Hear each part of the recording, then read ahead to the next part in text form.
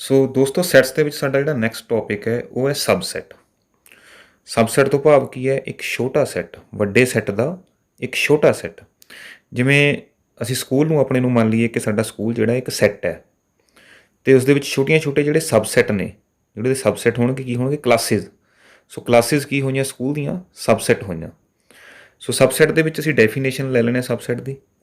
ਸਮਝ ਤੁਹਾਨੂੰ ਆ ਗਿਆ ਹੋਣਾ ਹੈ ਕਿ ਵੱਡਾ ਸੈੱਟ ਹੈ ਸਾਡੇ ਪਾਸ ਕੋਈ, ਉਸ ਦੇ ਜਿਹੜੇ ਛੋਟੇ ਪਾਰਟਸ ਨੇ ਉਸ ਨੂੰ ਅਸੀਂ ਕੀ ਬੋਲਦੇ ਹਾਂ? ਸਬਸੈੱਟ ਬੋਲਦੇ ਹਾਂ।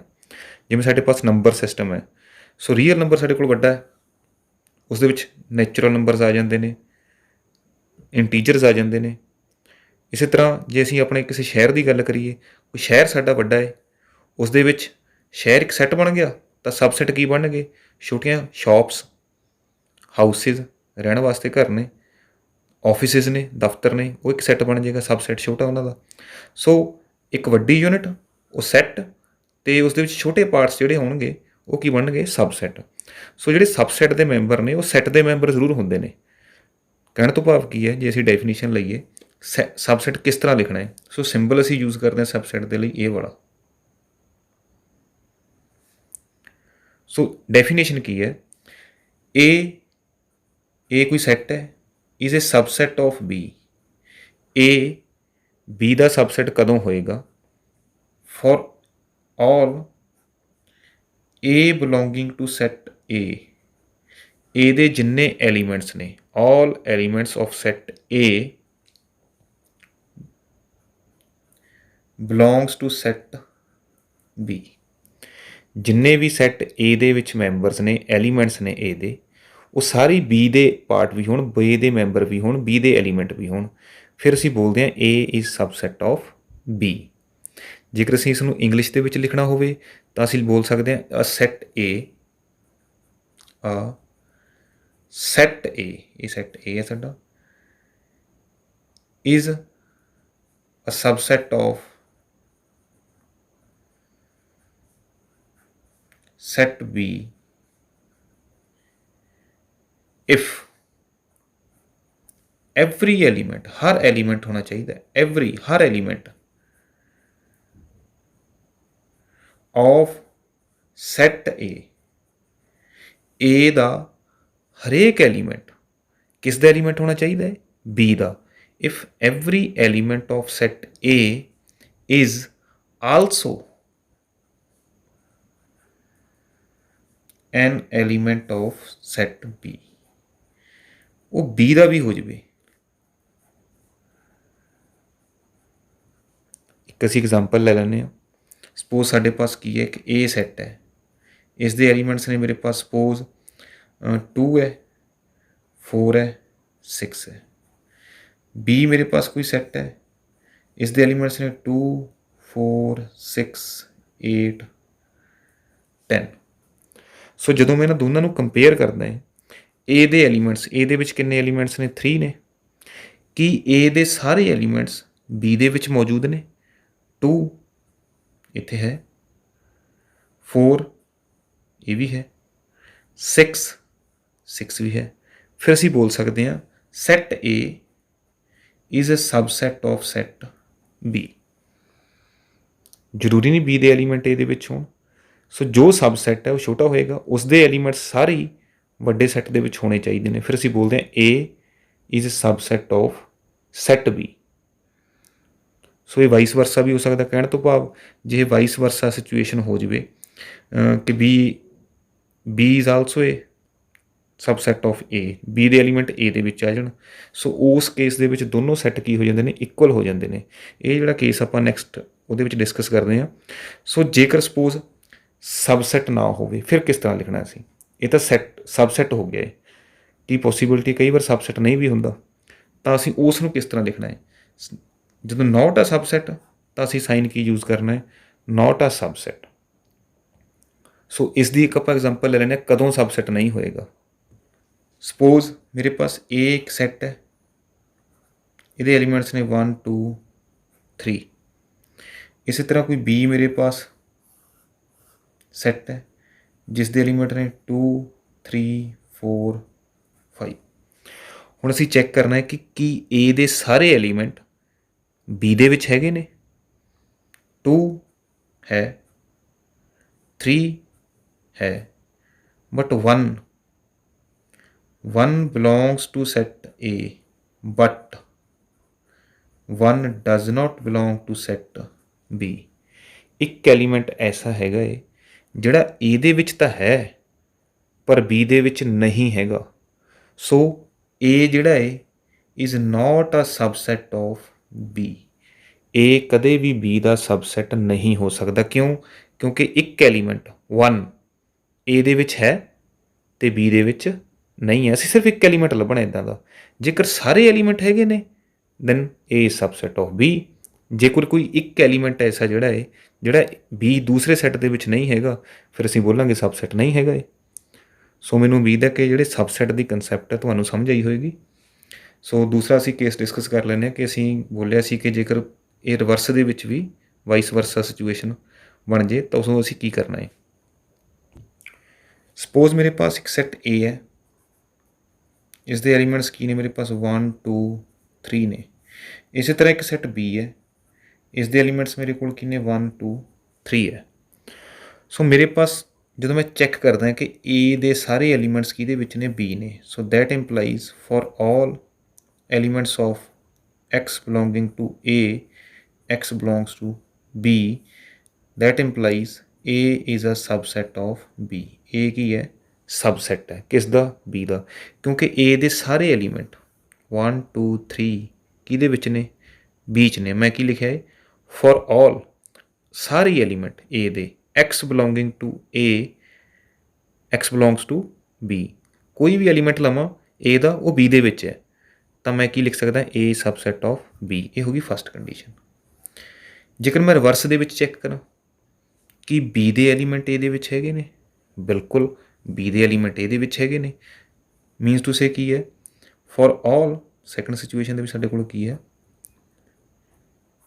For all X belonging to set B implies X belongs to set A। that means B ਕੀ ਹੋਇਆ? A ਦਾ ਸਬਸੈਟ ਹੋਇਆ। ਤਾਂ ਮੈਂ ਇਸ ਨੂੰ ਵੀ ਤੇ ਬੋਲ ਸਕਦਾ ਹਾਂ ਕਿ B ਦੇ ਸਾਰੇ ਐਲੀਮੈਂਟ A ਦੇ ਵਿੱਚ ਵੀ ਨੇ ਤਾਂ B A ਦਾ ਵੀ ਸਬਸੈਟ ਹੋਇਆ। ਜਦੋਂ ਇੱਦਾਂ ਦੀ ਸਿਚੁਏਸ਼ਨ ਬਣ ਜੇ, ਸਾਨੂੰ ਕੰਡੀਸ਼ਨ ਦੇ ਦਿੱਤੀ ਜਾਵੇ ਕਿ A subset of B and B subset of A, ਉਸ ਦਾ ਮੀਨਿੰਗ ਕੀ ਹੋਏਗਾ? That set A is equal to set B। ਜਿਹੜੇ ਦੋਵੇਂ ਸੈੱਟ ਨੇ ਇਹ ਬਰਾਬਰ ਨੇ, ਇਕੁਅਲ ਸੈਟਸ ਨੇ। ਅਸੀਂ ਲਾਸਟ ਐਕਸਰਸਾਈਜ਼ ਦੇ ਵਿੱਚ ਇਹ ਵਾਲਾ ਜਿਹੜਾ ਕੰਸੈਪਟ ਹੈ ਇਕੁਅਲ ਸੈਟਸ ਦਾ ਪੜ੍ਹ ਚੁੱਕੇ ਹਾਂ ਕਿ ਨੰਬਰ ਆਫ ਐਲੀਮੈਂਟਸ ਵੀ ਬਰਾਬਰ ਹੁੰਦੇ ਨੇ ਅਤੇ ਹਰ ਐਲੀਮੈਂਟ ਦੋਨਾਂ ਦਾ ਕੀ ਹੁੰਦਾ ਹੈ? ਸੇਮ ਹੁੰਦਾ ਹੈ। ਸੋ ਇੱਥੇ ਸਾਡੇ ਪਾਸ ਸਬਸੈਟ ਦੇ ਵਿੱਚ ਵੀ ਇਹ ਸਿਚੁਏਸ਼ਨ ਬਣ ਗਈ ਹੈ ਕਿ ਜੇਕਰ ਦੋਵੇਂ condition vice versa A subset of B B subset of A ਹੋ ਜੇ ਤਾਂ ਦੋਨੋਂ ਸੈੱਟ ਕੀ ਹੁੰਦੇ ਨੇ? ਬਰਾਬਰ ਹੁੰਦੇ ਨੇ। ਸੇਮ ਸਾਡੇ ਪਾਸ ਇੱਕ ਕੰਸੈਪਟ ਜਿਹੜੀ ਇਹ ਸਬਸੈਟ ਦੀ ਹੈ ਉਹ ਨੰਬਰ ਸਿਸਟਮ ਦੇ ਵਿੱਚ ਵੀ ਬਣਦੀ ਹੈ। ਅਸੀਂ ਨੰਬਰ ਸਿਸਟਮ ਦੇ ਸੈਟਸ ਪੜ੍ਹੇ ਸੀ, like set of natural numbers N। So natural number start ਹੁੰਦੇ ਨੇ ਸਾਡੇ 1 2 3 4 ਸੋ ਔਨ। ਨੈਚੁਰਲ ਨੰਬਰਸ ਤੋਂ ਬਾਅਦ ਪੜ੍ਹੇ ਸੀ ਅਸੀਂ ਇੰਟੀਜਰਸ Z ਦੇ ਨਾਲ। ਸੋ ਇੰਟੀਜਰਸ ਦੇ ਵਿੱਚ ਨੈਗੇਟਿਵ ਨੰਬਰ ਵੀ ਆ ਜਾਂਦੇ ਨੇ ਸਾਡੇ ਪਾਸ, -3 -2 -1 0 1 2 3। ਸੋ ਕਹਿਣ ਤੋਂ ਭਾਵ ਕੀ ਹੋਇਆ? ਸਾਰੇ 1 2 3 4 ਇਹਦੇ ਵਿੱਚ ਵੀ ਨੇ। ਸੋ ਨੈਚੁਰਲ ਨੰਬਰ ਛੋਟਾ ਸੈੱਟ ਹੋਇਆ, ਇੰਟੀਜਰਸ ਵੱਡਾ ਸੈੱਟ ਹੋਇਆ। ਸੋ N ਅਸੀਂ ਬੋਲ ਸਕਦੇ N is a subset of integers. ਅਤੇ ਇੰਟੀਜਰਸ ਤੋਂ ਵੱਡਾ ਸੈੱਟ ਅਸੀਂ ਕੀ ਲਿਆ ਸੀ? Q ਰੈਸ਼ਨਲਸ, ਕਿਉਂਕਿ ਇਸ ਦੇ ਵਿੱਚ P/Q ਫੋਰਮ ਆ ਜਾਂਦੀ ਹੈ। ਇਹ ਸਾਡੇ ਕੋਲ ਇੰਟੀਜਰਸ ਨੇ, ਇਹ ਨੈਚੁਰਲ ਨੰਬਰਸ ਨੇ। ਸੋ ਰੈਸ਼ਨਲ ਅਤੇ ਇਰਰੈਸ਼ਨਲ ਮਿਲਾ ਕੇ ਕੀ ਬਣਦੀ ਸੀ ਸਾਡੇ ਕੋਲ? Set of real numbers R। ਇਹ ਰੀਅਲ ਨੰਬਰ ਸੀ ਸਾਡੇ ਕੋਲ। ਸੋ ਇਹ ਕੀ ਹੈ? Natural number is a subset of integers is subset of rationals is subset of real numbers. Even irrationals are also subset of real numbers. So ਇਹਨਾਂ ਨੂੰ ਵੀ ਅਸੀਂ ਸਬਸੈਟ ਦੀ ਫੋਰਮ ਦੇ ਵਿੱਚ ਲਿਖ ਸਕਦੇ ਹਾਂ ਸਾਰਿਆਂ ਨੂੰ। ਅਤੇ ਇੱਕ ਦੋ ਪੁਆਇੰਟ ਹੋਰ ਡਿਸਕਸ ਕਰ ਲੈਂਦੇ ਆਪਾਂ ਐਕਸਰਸਾਈਜ਼ ਸਟਾਰਟ ਕਰਨ ਤੋਂ ਪਹਿਲਾਂ। ਜਿਹੜਾ ਕੋਈ ਵੀ ਸੈੱਟ A ਹੈ, ਸਪੋਜ਼ A ਮੇਰੇ ਪਾਸ 1 2 3 ਹੈ। ਜੇਕਰ ਮੈਂ ਸੈੱਟ A ਨੂੰ ਐਮਪਟੀ ਸੈੱਟ ਦੇ ਨਾਲ ਕੰਪੇਅਰ ਕਰਦੇ ਹਾਂ। ਇੱਕ ਐਮਪਟੀ ਸੈੱਟ ਹੈ ਮੇਰੇ ਪਾਸ, ਵੋਇਡ ਸੈੱਟ ਹੈ B, ਤਾਂ ਕੀ ਜਿਹੜਾ ਇਹ ਸੈੱਟ ਹੈ ਇਸ ਦਾ ਸਬਸੈਟ ਹੋਏਗਾ? ਜੋ ਐਮਪਟੀ ਸੈੱਟ ਹੁੰਦਾ ਹੈ that is subset of each set, ਕਿਉਂਕਿ ਖਾਲੀ ਹੈ, ਇਸ ਦੇ ਵਿੱਚ ਤਾਂ ਕੋਈ ਐਲੀਮੈਂਟ ਹੀ ਨਹੀਂ ਹੈ, ਐਮਪਟੀ ਹੈ। ਸੋ ਇਸ ਦਾ ਹਰ ਐਲੀਮੈਂਟ ਇਸ ਦੇ ਵਿੱਚ ਹੈਗਾ ਏ, ਖਾਲੀ ਹੈ, ਇਹਦੇ ਵਿੱਚ ਤਾਂ ਕੁਛ ਹੈ ਹੀ ਨਹੀਂ ਨਾ, ਤਾਂ ਕੋਈ ਐਲੀਮੈਂਟ ਹੀ ਨਹੀਂ ਹੈ, ਤਾਂ ਇਸ ਦਾ ਸਬਸੈਟ ਤਾਂ ਹੋਏਗਾ ਹੀ ਹੋਏਗਾ। So empty set is always a subset of each and every set, ਹਰ ਸੈੱਟ ਦਾ ਸਬਸੈਟ ਹੁੰਦਾ ਹੈ, ਇਹ ਸਾਡੇ ਪਾਸ ਪ੍ਰੋਪਰਟੀ ਹੈ। ਸੋ ਇਸੇ ਤਰ੍ਹਾਂ ਜੇਕਰ ਮੈਂ A ਸੈੱਟ ਨੂੰ ਸੈੱਟ A ਦੇ ਨਾਲੇ ਕੰਪੇਅਰ ਕਰ ਲਵਾਂ, ਫਿਰ ਹੁਣ A ਦੇ ਐਲੀਮੈਂਟਸ A ਦੇ ਵਿੱਚ ਤਾਂ ਹੋਣਗੇ ਨਾ, A ਸੈੱਟ ਹੀ ਹੈ ਮੇਰੇ ਪਾਸ, ਮੈਂ A ਨੂੰ A ਦੇ ਨਾਲੇ ਕੰਪੇਅਰ ਕਰਨਾ ਹੈ। ਸੋ A ਦੇ ਐਲੀਮੈਂਟਸ ਜਿਹੜੇ ਨੇ 1 2 3 4, ਸੋ A ਦੇ ਐਲੀਮੈਂਟਸ ਨੇ ਜਿਹੜੇ for all x belonging to set A, x belongs to set A, ਤਾਂ ਬਿਲੋਂਗ ਕਰੇਗਾ ਹੀ ਕਰੇਗਾ, ਆਫ ਕੋਰਸ A ਦਾ ਹੀ ਐਲੀਮੈਂਟ ਹੈ।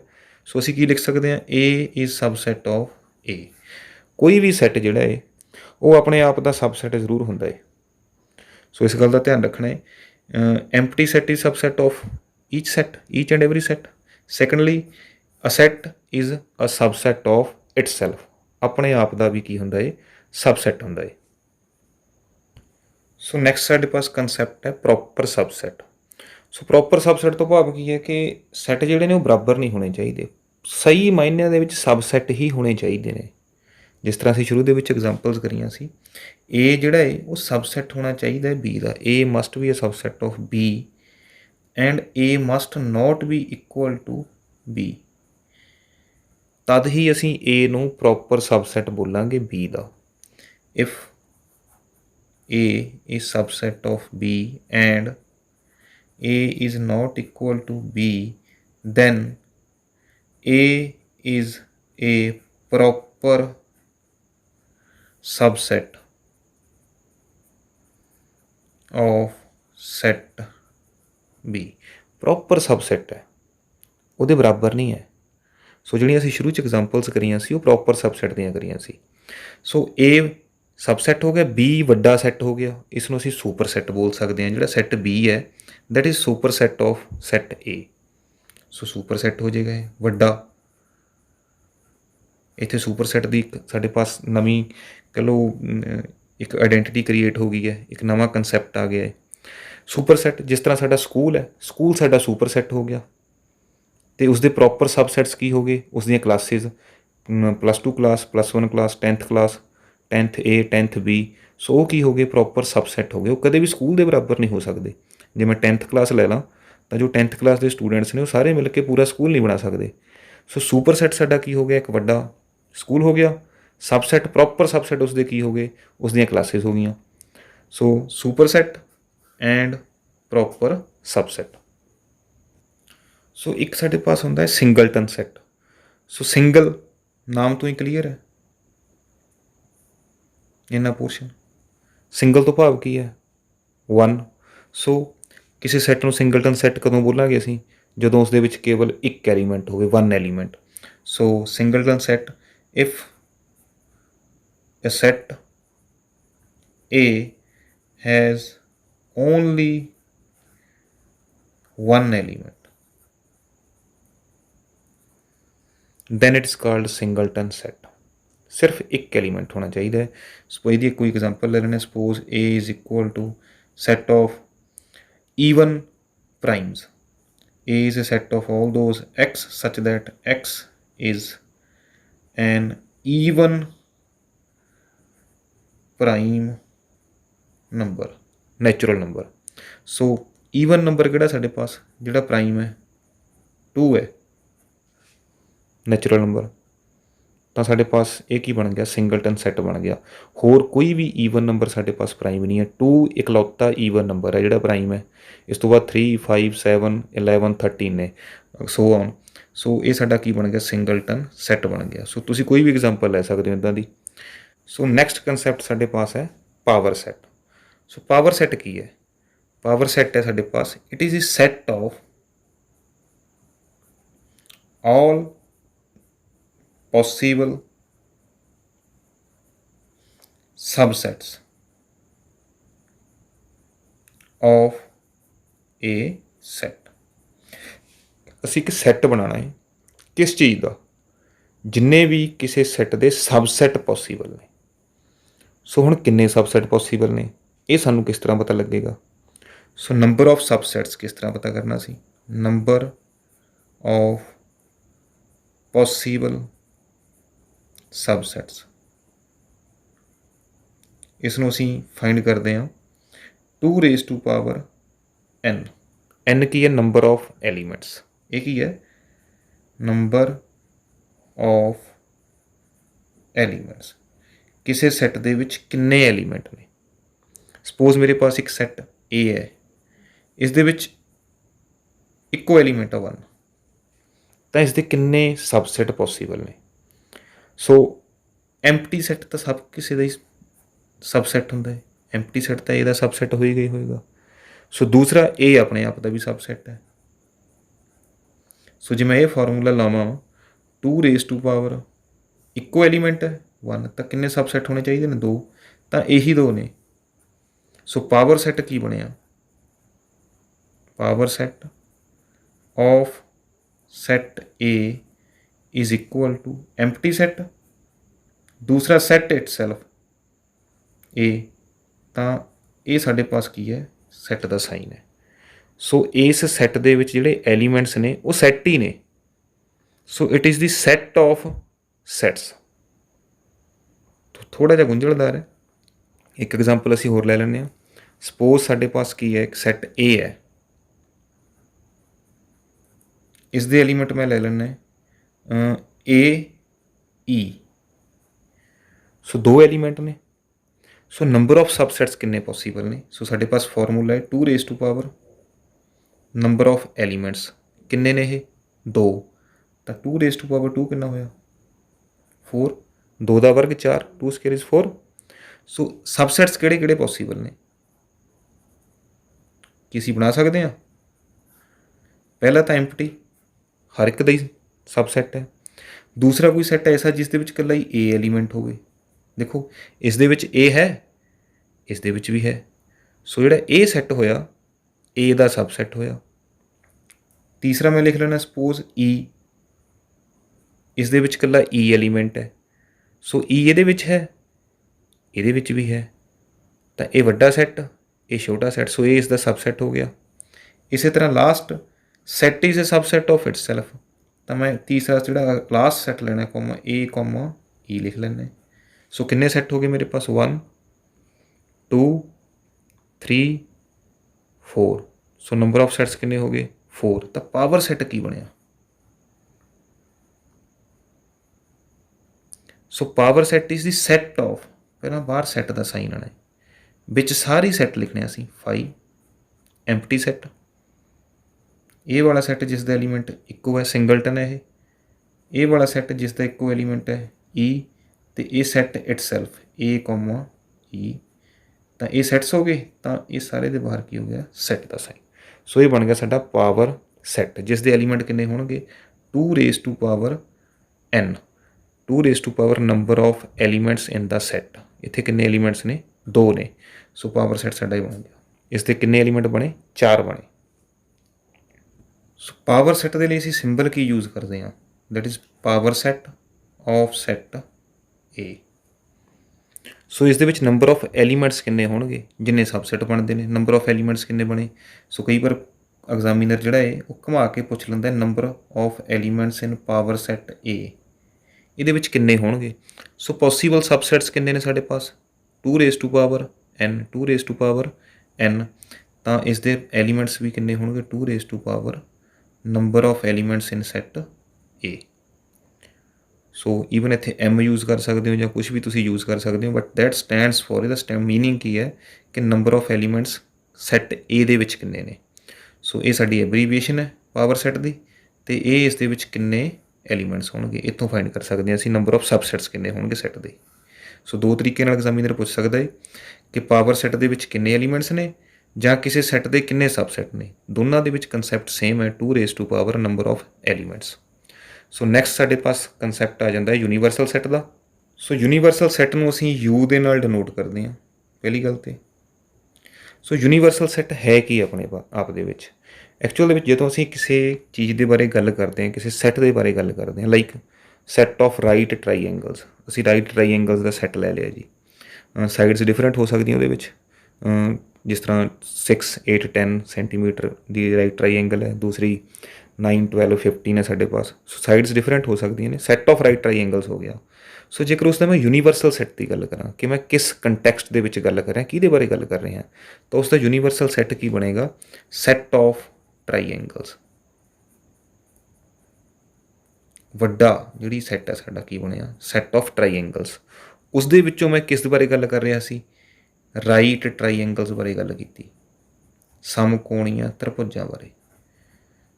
ਸੋ ਬਿਗਰ ਕੰਟੈਕਸਟ ਦੇ ਵਿੱਚ ਜਿਹੜਾ ਸਾਡਾ ਸੈੱਟ ਹੈ ਉਸ ਨੂੰ ਅਸੀਂ ਬੋਲਦੇ ਹਾਂ ਯੂਨੀਵਰਸਲ ਸੈੱਟ, ਜਿਸ ਦੇ ਵਿੱਚੋਂ ਅਸੀਂ ਕਿਸੇ ਛੋਟੇ ਸੈੱਟ ਦੀ ਗੱਲ ਕਰਦੇ ਹਾਂ। ਜਿਵੇਂ ਸੈੱਟ ਆਫ ਟਰਾਈਐਂਗਲਸ ਦੇ ਵਿੱਚੋਂ ਅਸੀਂ ਕਿਸ ਦੀ ਗੱਲ ਕਰ ਰਹੇ ਹਾਂ? ਰਾਈਟ ਟਰਾਈਐਂਗਲਸ ਦੀ। ਸੋ ਜਿਹੜਾ ਵੱਡਾ ਸੈੱਟ ਹੈ, ਯੂਨੀਵਰਸਲ ਸੈੱਟ ਹੈ, ਜਿਸ ਕੰਟੈਕਸਟ ਦੇ ਵਿੱਚ ਅਸੀਂ ਗੱਲ ਕਰ ਰਹੇ ਹਾਂ, ਉਹ ਹੋ ਗਿਆ ਸੈੱਟ ਆਫ ਟਰਾਈਐਂਗਲਸ, ਯੂਨੀਵਰਸਲ ਸੈੱਟ। ਇਸ ਮਤਲਬ ਕੰਸੈਪਟ ਦੇ ਰਿਗਾਰਡਿੰਗ ਜੇ ਅਸੀਂ ਗੱਲ ਕਰੀਏ, ਜਿਸ ਤਰ੍ਹਾਂ ਸਾਡਾ ਡਿਪਾਰਟਮੈਂਟ ਹੈ, ਸਪੋਜ਼ ਕਿਸੇ ਸਟੇਟ ਦੇ ਵਿੱਚ ਐਜੂਕੇਸ਼ਨ ਡਿਪਾਰਟਮੈਂਟ ਹੈ ਨਾ, ਐਜੂਕੇਸ਼ਨ ਡਿਪਾਰਟਮੈਂਟ ਯੂਨੀਵਰਸਲ ਸੈੱਟ ਹੋ ਗਿਆ। ਉਸ ਦੇ ਵਿੱਚੋਂ ਅਸੀਂ ਅਲੱਗ-ਅਲੱਗ ਚੀਜ਼ਾਂ ਦੀ ਗੱਲ ਕਰ ਲੈਂਦੇ ਹਾਂ। ਐਜੂਕੇਸ਼ਨ ਬੋਰਡ ਹੈ, ਸਕੂਲਸ ਨੇ ਜਾਂ ਯੂਨੀਵਰਸਿਟੀਜ਼ ਨੇ, ਕਾਲਜਿਸ ਨੇ। ਸੋ ਉਹ ਡਿਫਰੈਂਟ ਛੋਟੇ ਸੈੱਟ ਹੋ ਗਏ। ਸੋ ਬਿਗਰ ਕੰਟੈਕਸਟ ਕੀ ਹੈ ਸਾਡੇ ਪਾਸ? ਐਜੂਕੇਸ਼ਨ। ਸੋ ਯੂਨੀਵਰਸਲ ਸੈੱਟ ਸਾਡਾ ਕੀ ਬਣ ਗਿਆ? ਐਜੂਕੇਸ਼ਨ ਡਿਪਾਰਟਮੈਂਟ, ਵੱਡਾ।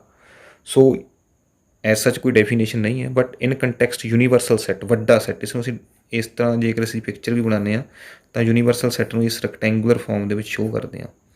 ਅਤੇ ਇਸ ਦੇ ਵਿੱਚ ਛੋਟਾ ਸੈੱਟ ਬਣਾਉਂਦੇ ਹਾਂ। ਸਪੋਜ਼ ਇਹ ਸਾਡਾ ਟਰਾਈਐਂਗਲਸ ਦਾ ਬੜਾ ਸੈੱਟ ਹੈ, ਇਸ ਦੇ ਵਿੱਚੋਂ ਅਸੀਂ ਰਾਈਟ ਐਂਗਲ ਟਰਾਈਐਂਗਲਸ ਦੀ ਗੱਲ ਕਰ ਰਹੇ ਹਾਂ। ਸਾਡਾ ਸੈੱਟ ਏ ਹੈ ਸਪੋਜ਼ ਰਾਈਟ ਟਰਾਈਐਂਗਲਸ ਦਾ, ਤਾਂ ਇਹ ਇਹਦੇ ਕੰਟੈਕਸਟ ਦੇ ਵਿੱਚ ਕੀ ਹੋ ਗਿਆ? ਛੋਟਾ ਹੋ ਗਿਆ।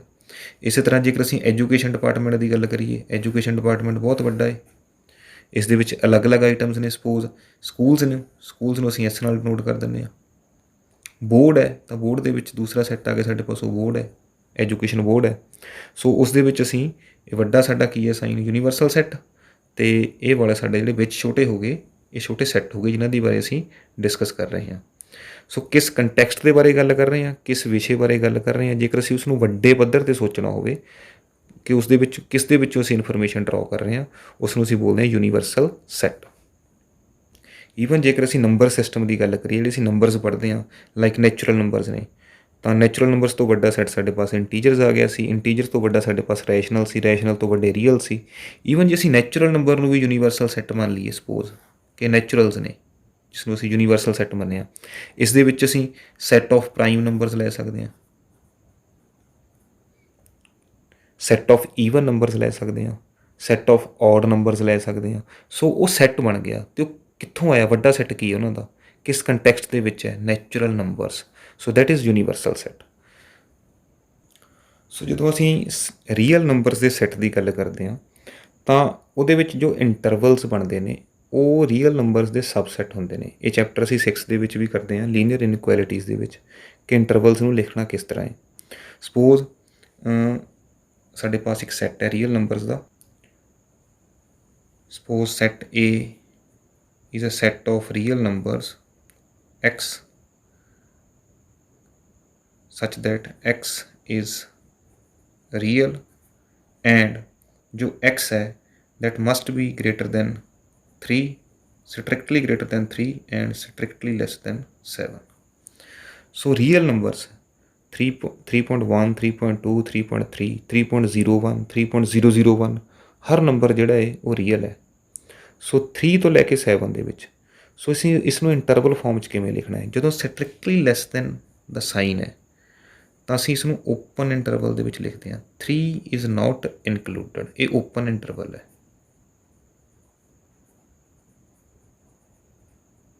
ਜੋ 3 ਹੈ ਨਾਟ ਇਨਕਲੂਡਡ, ਇਹ ਸ਼ਾਮਿਲ ਨਹੀਂ ਹੈ। 3,7 7 ਵਾਲੀ ਸਾਈਡ ਵੀ ਕੀ ਹੈ? ਓਪਨ ਹੈ। ਇਹ ਵੀ ਓਪਨ ਹੈ, ਇਹ ਵੀ ਓਪਨ ਹੈ। ਓਪਨ ਬ੍ਰੈਕਟ ਬੋਲਦੇ ਹਾਂ ਅਸੀਂ ਇਸ ਨੂੰ। ਸੋ ਓਪਨ ਇੰਟਰਵਲ ਹੈ ਸਾਡੇ ਪਾਸ। ਅਤੇ 3 ਅਤੇ 7 ਜਿਹੜੇ ਐਂਡ ਪੁਆਇੰਟਸ ਨੇ ਦੋਨੇ ਇਨਕਲੂਡਡ ਨਹੀਂ। ਕਿਉਂ? ਕਿਉਂਕਿ ਲੈਸ ਦੈਨ ਇੱਧਰ 3 x is strictly greater than but strictly less than 7। ਸੋ ਇੱਥੇ ਸਟ੍ਰਿਕਟਲੀ ਦਾ ਸਾਈਨ ਹੈ ਲੈਸ ਦੈਨ ਦਾ ਜਾਂ ਗ੍ਰੇਟਰ ਦੈਨ ਦਾ, ਤਾਂ ਉਹਦੇ ਵਿੱਚ ਇਹ ਦੋਨੇ ਐਂਡ ਪੁਆਇੰਟਸ ਜਿਹੜੇ ਨੇ ਇਨਕਲੂਡ ਨਹੀਂ ਕਰ ਰਹੇ ਆਪਾਂ। ਜੇਕਰ ਅਸੀਂ ਇਸੇ ਕੰਸੈਪਟ ਨੂੰ ਸੇਮ ਨੂੰ A is set of all x such that x is real and x lies between 3 to 7। so x is greater than or equal to 3 but less than or equal to 7। ਸੋ ਇਹਦੇ ਵਿੱਚ equal to the sign ਆ ਗਿਆ, ਤਾਂ ਅਸੀਂ ਇਸ ਨੂੰ closed interval ਦੇ ਵਿੱਚ ਲਿਖਦੇ ਹਾਂ, ਕਲੋਜ਼ਡ।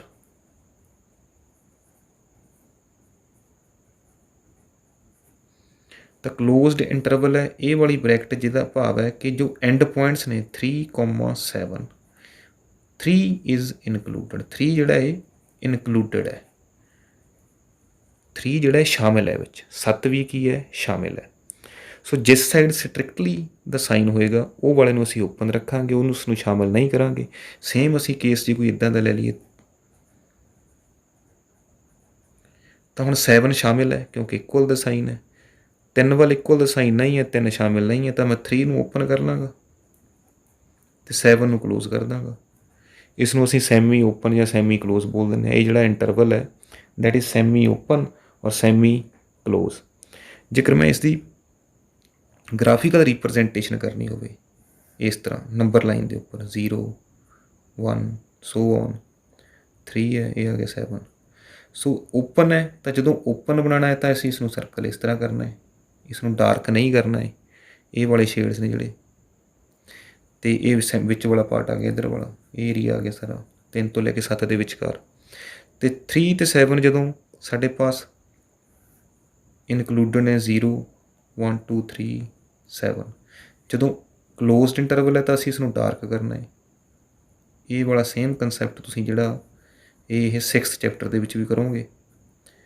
ਤਾਂ ਕਲੋਜ਼ਡ ਹੈ ਤਾਂ ਇਸ ਨੂੰ ਅਸੀਂ ਡਾਰਕ ਕਰਤਾ ਹੈ। ਇਸੇ ਤਰ੍ਹਾਂ ਇਹਦੇ ਵਿੱਚ ਜਦੋਂ ਅਸੀਂ ਇਸ ਦੀ ਗ੍ਰਾਫੀਕਲ ਰਿਪਰਜੈਂਟੇਸ਼ਨ ਕਰਾਂਗੇ, 0 ਹੈ ਸਪੋਜ਼, ਇਹ 3 ਆ ਗਏ ਅਤੇ ਇੱਥੇ ਜਾ ਕੇ 7 ਆ ਗਏ, 3 ਨੂੰ ਅਸੀਂ ਓਪਨ ਕਰਨਾ ਹੈ, ਇਹ ਬਾਕਸ ਇਸ ਤਰ੍ਹਾਂ ਦਾ ਬਣਾਵਾਂਗੇ ਅਸੀਂ, ਅਤੇ 7 ਨੂੰ ਅਸੀਂ ਸੋਲਿਡ ਕਰ ਦਿੰਦੇ ਹਾਂ ਕਿਉਂਕਿ ਕਲੋਜ਼ਡ ਹੈ ਤਾਂ ਇਹਦੇ ਵਿੱਚ ਵਾਲਾ ਪਾਰਟ ਲੈਣਾ ਅਸੀਂ। ਸੋ ਰੀਅਲ ਨੰਬਰ ਦਾ ਪਾਰਟ ਹੋ ਗਿਆ ਸਾਡੇ ਪਾਸ। ਇਸ ਤੋਂ ਬਾਅਦ ਅਸੀਂ ਜਿਹੜਾ ਐਕਸਰਸਾਈਜ਼ 1.3 ਹੈ ਉਹ ਡਿਸਕਸ ਕਰਦੇ ਹਾਂ। ਸਾਰੇ ਜਿਹੜੇ ਕੰਸੈਪਟਸ ਨੇ ਉਸ ਐਕਸਰਸਾਈਜ਼ ਦੇ ਵਿੱਚ ਯੂਜ਼ ਹੋਣਗੇ।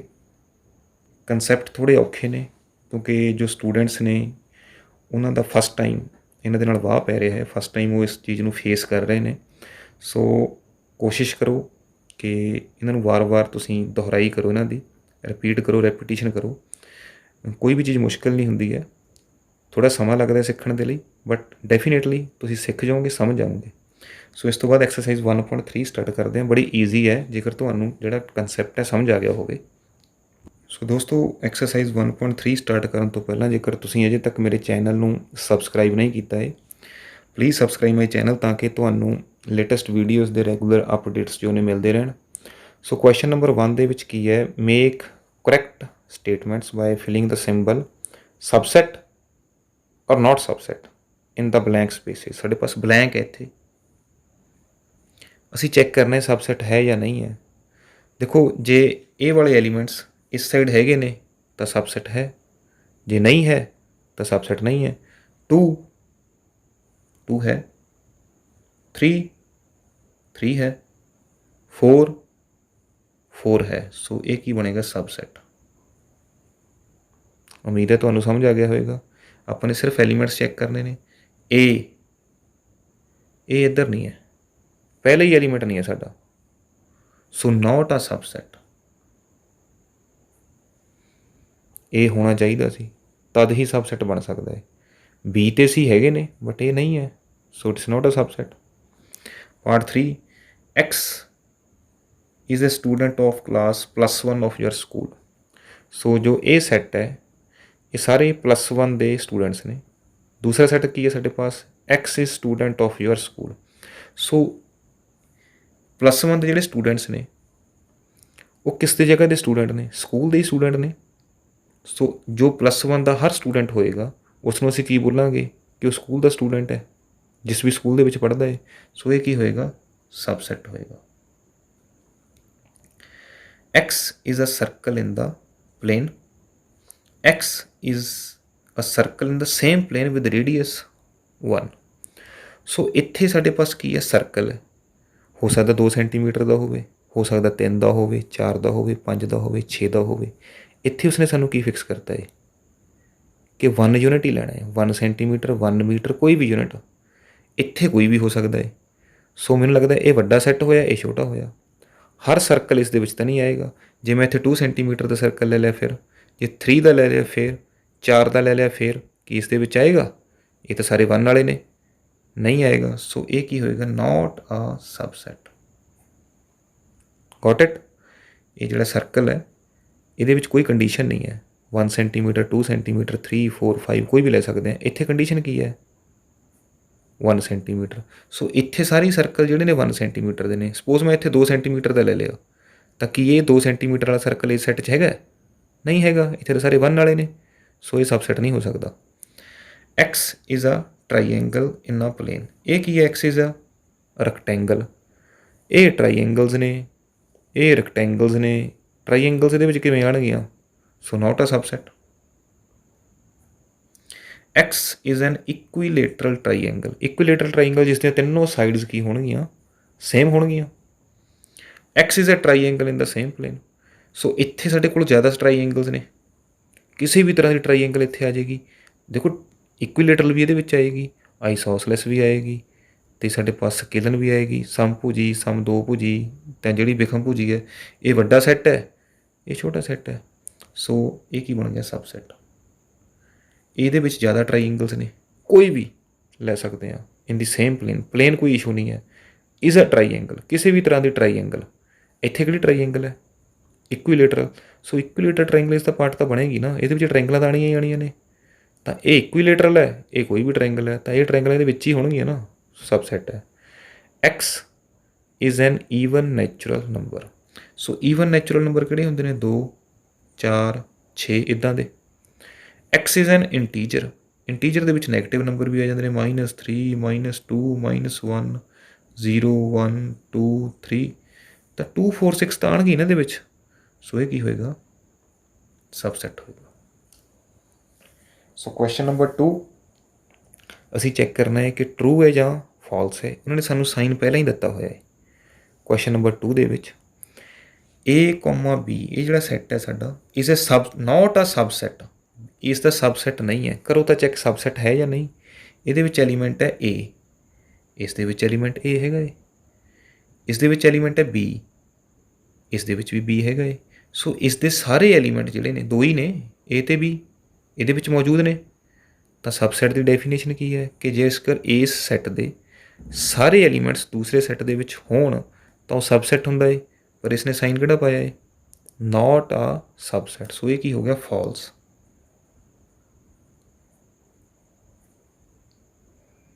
ਸੈਕੰਡ ਪਾਰਟ AE, A ਅਤੇ E 2 ਵੋਵਲ ਨੇ। ਦੂਸਰਾ ਸੈੱਟ ਕੀ ਹੈ ਸਾਡੇ ਪਾਸ? X is a vowel in English alphabet. So English alphabet ਦੇ ਵੋਵਲ ਕਿਹੜੇ ਨੇ? A, E, I, O, U।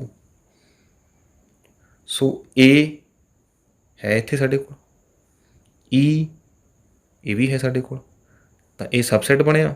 ਸੋ ਇੱਥੇ ਸਬਸੈਟ ਦਾ ਹੀ ਸਾਈਨ ਹੈ, ਤਾਂ ਇਹ ਸਾਡਾ ਕੀ ਹੋ ਗਿਆ? ਟਰੂ ਹੋ ਗਿਆ ਸਾਡਾ ਜੀ। ਦੂਸਰਾ ਪਾਰਟ। ਤੀਸਰਾ ਪਾਰਟ 1 ਇਹ ਸਬਸੈਟ ਹੈ। 1 ਇੱਥੇ ਹੈ, ਬਿਲਕੁਲ 1 ਹੈਗਾ ਜੀ। 2 ਪਰ ਇਹਦੇ ਵਿੱਚ ਮੈਨੂੰ 2 ਤਾਂ ਲੱਭ ਨਹੀਂ ਰਿਹਾ ਕਿਤੇ। ਸੋ ਇਸ ਦੇ ਵਿੱਚ ਇੱਕ ਐਲੀਮੈਂਟ ਐਸਾ ਹੈਗਾ ਹੈ ਜਿਹੜਾ ਇਸ ਦਾ ਮੈਂਬਰ ਨਹੀਂ ਹੈ। ਇਸ ਨੂੰ ਲਿਖ ਕਿਵੇਂ ਸਕਦੇ ਹਾਂ ਜੇਕਰ ਅਸੀਂ ਇਸ ਨੂੰ ਫਾਲਸ ਕਰਨਾ ਹੋਵੇ? ਸੋ ਇਸ ਨੂੰ ਲਿਖਣ ਦਾ ਤਰੀਕਾ ਕੀ ਹੈ?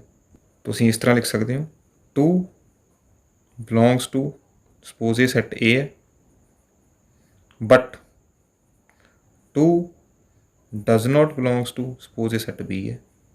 So A is not a subset of B। But ਇੱਥੇ ਉਸਨੇ ਕਿਹੜਾ ਸਾਈਨ ਪਾਇਆ ਹੈ? ਸਬਸੈਟ ਦਾ। ਸੋ ਇਹ ਵੀ ਕੀ ਹੈ? ਫਾਲਸ ਹੈ। ਐਗਜ਼ਾਮ ਦੇ ਵਿੱਚ ਤੁਸੀਂ ਇਸ ਤਰ੍ਹਾਂ ਲਿਖ ਸਕਦੇ ਹੋ। ਜੇ ਟਰੂ ਕਰਨਾ ਹੈ ਤਾਂ ਹਰ ਐਲੀਮੈਂਟ ਲਿਖਣਾ ਪਏਗਾ ਸਾਨੂੰ ਕਿ ਇਹ ਵੀ ਬਿਲੋਂਗ ਕਰਦਾ ਹੈ, ਇਹ ਵੀ ਬਿਲੋਂਗ ਕਰਦਾ। ਲਾਈਕ ਇਹਦੇ ਵਿੱਚ ਇੱਕ ਹੀ ਐਲੀਮੈਂਟ ਹੈ A, belongs to set A and A belongs to set B. So A is subset of B, क्योंकि ਇੱਕੋ एलिमेंट है। जेकर दूसरा एलिमेंट ਹੁੰਦਾ मैं दूसरा भी चेक कर ਲੈਂਦਾ। सो सबसेट है, सो ये ट्रू है। तीसरा ਤੁਸੀਂ खुद चेक करना है कि A ਇੱਥੇ सबसेट ਦਾ साइन है। ਇੱਥੇ ਧਿਆਨ ਨਾਲ ਦੇਖੋ, ਇਹ ਤੁਹਾਨੂੰ ਕਨਫਿਊਜ਼ ਕੀਤਾ ਹੋਇਆ। Set A belongs to this set, ਇਹ ਐਲੀਮੈਂਟ ਦੀ ਗੱਲ ਨਹੀਂ ਕੀਤੀ ਉਸਨੇ। ਚੈੱਕ ਕਰਨ ਦੀ ਲੋੜ ਹੈ। ਇਹ ਸਾਈਨ ਜਿਹੜਾ ਹੈ ਇਹ ਬਿਲੋਂਗ ਦਾ ਸਾਈਨ ਹੈ ਕਿ ਇਹ ਮੇਰੇ ਪਾਸ ਇੱਕ ਸੈਟ ਹੈ ਸਪੋਜ਼, ਤਾਂ ਮੈਂ ਬੋਲਦਾ A belongs to set A।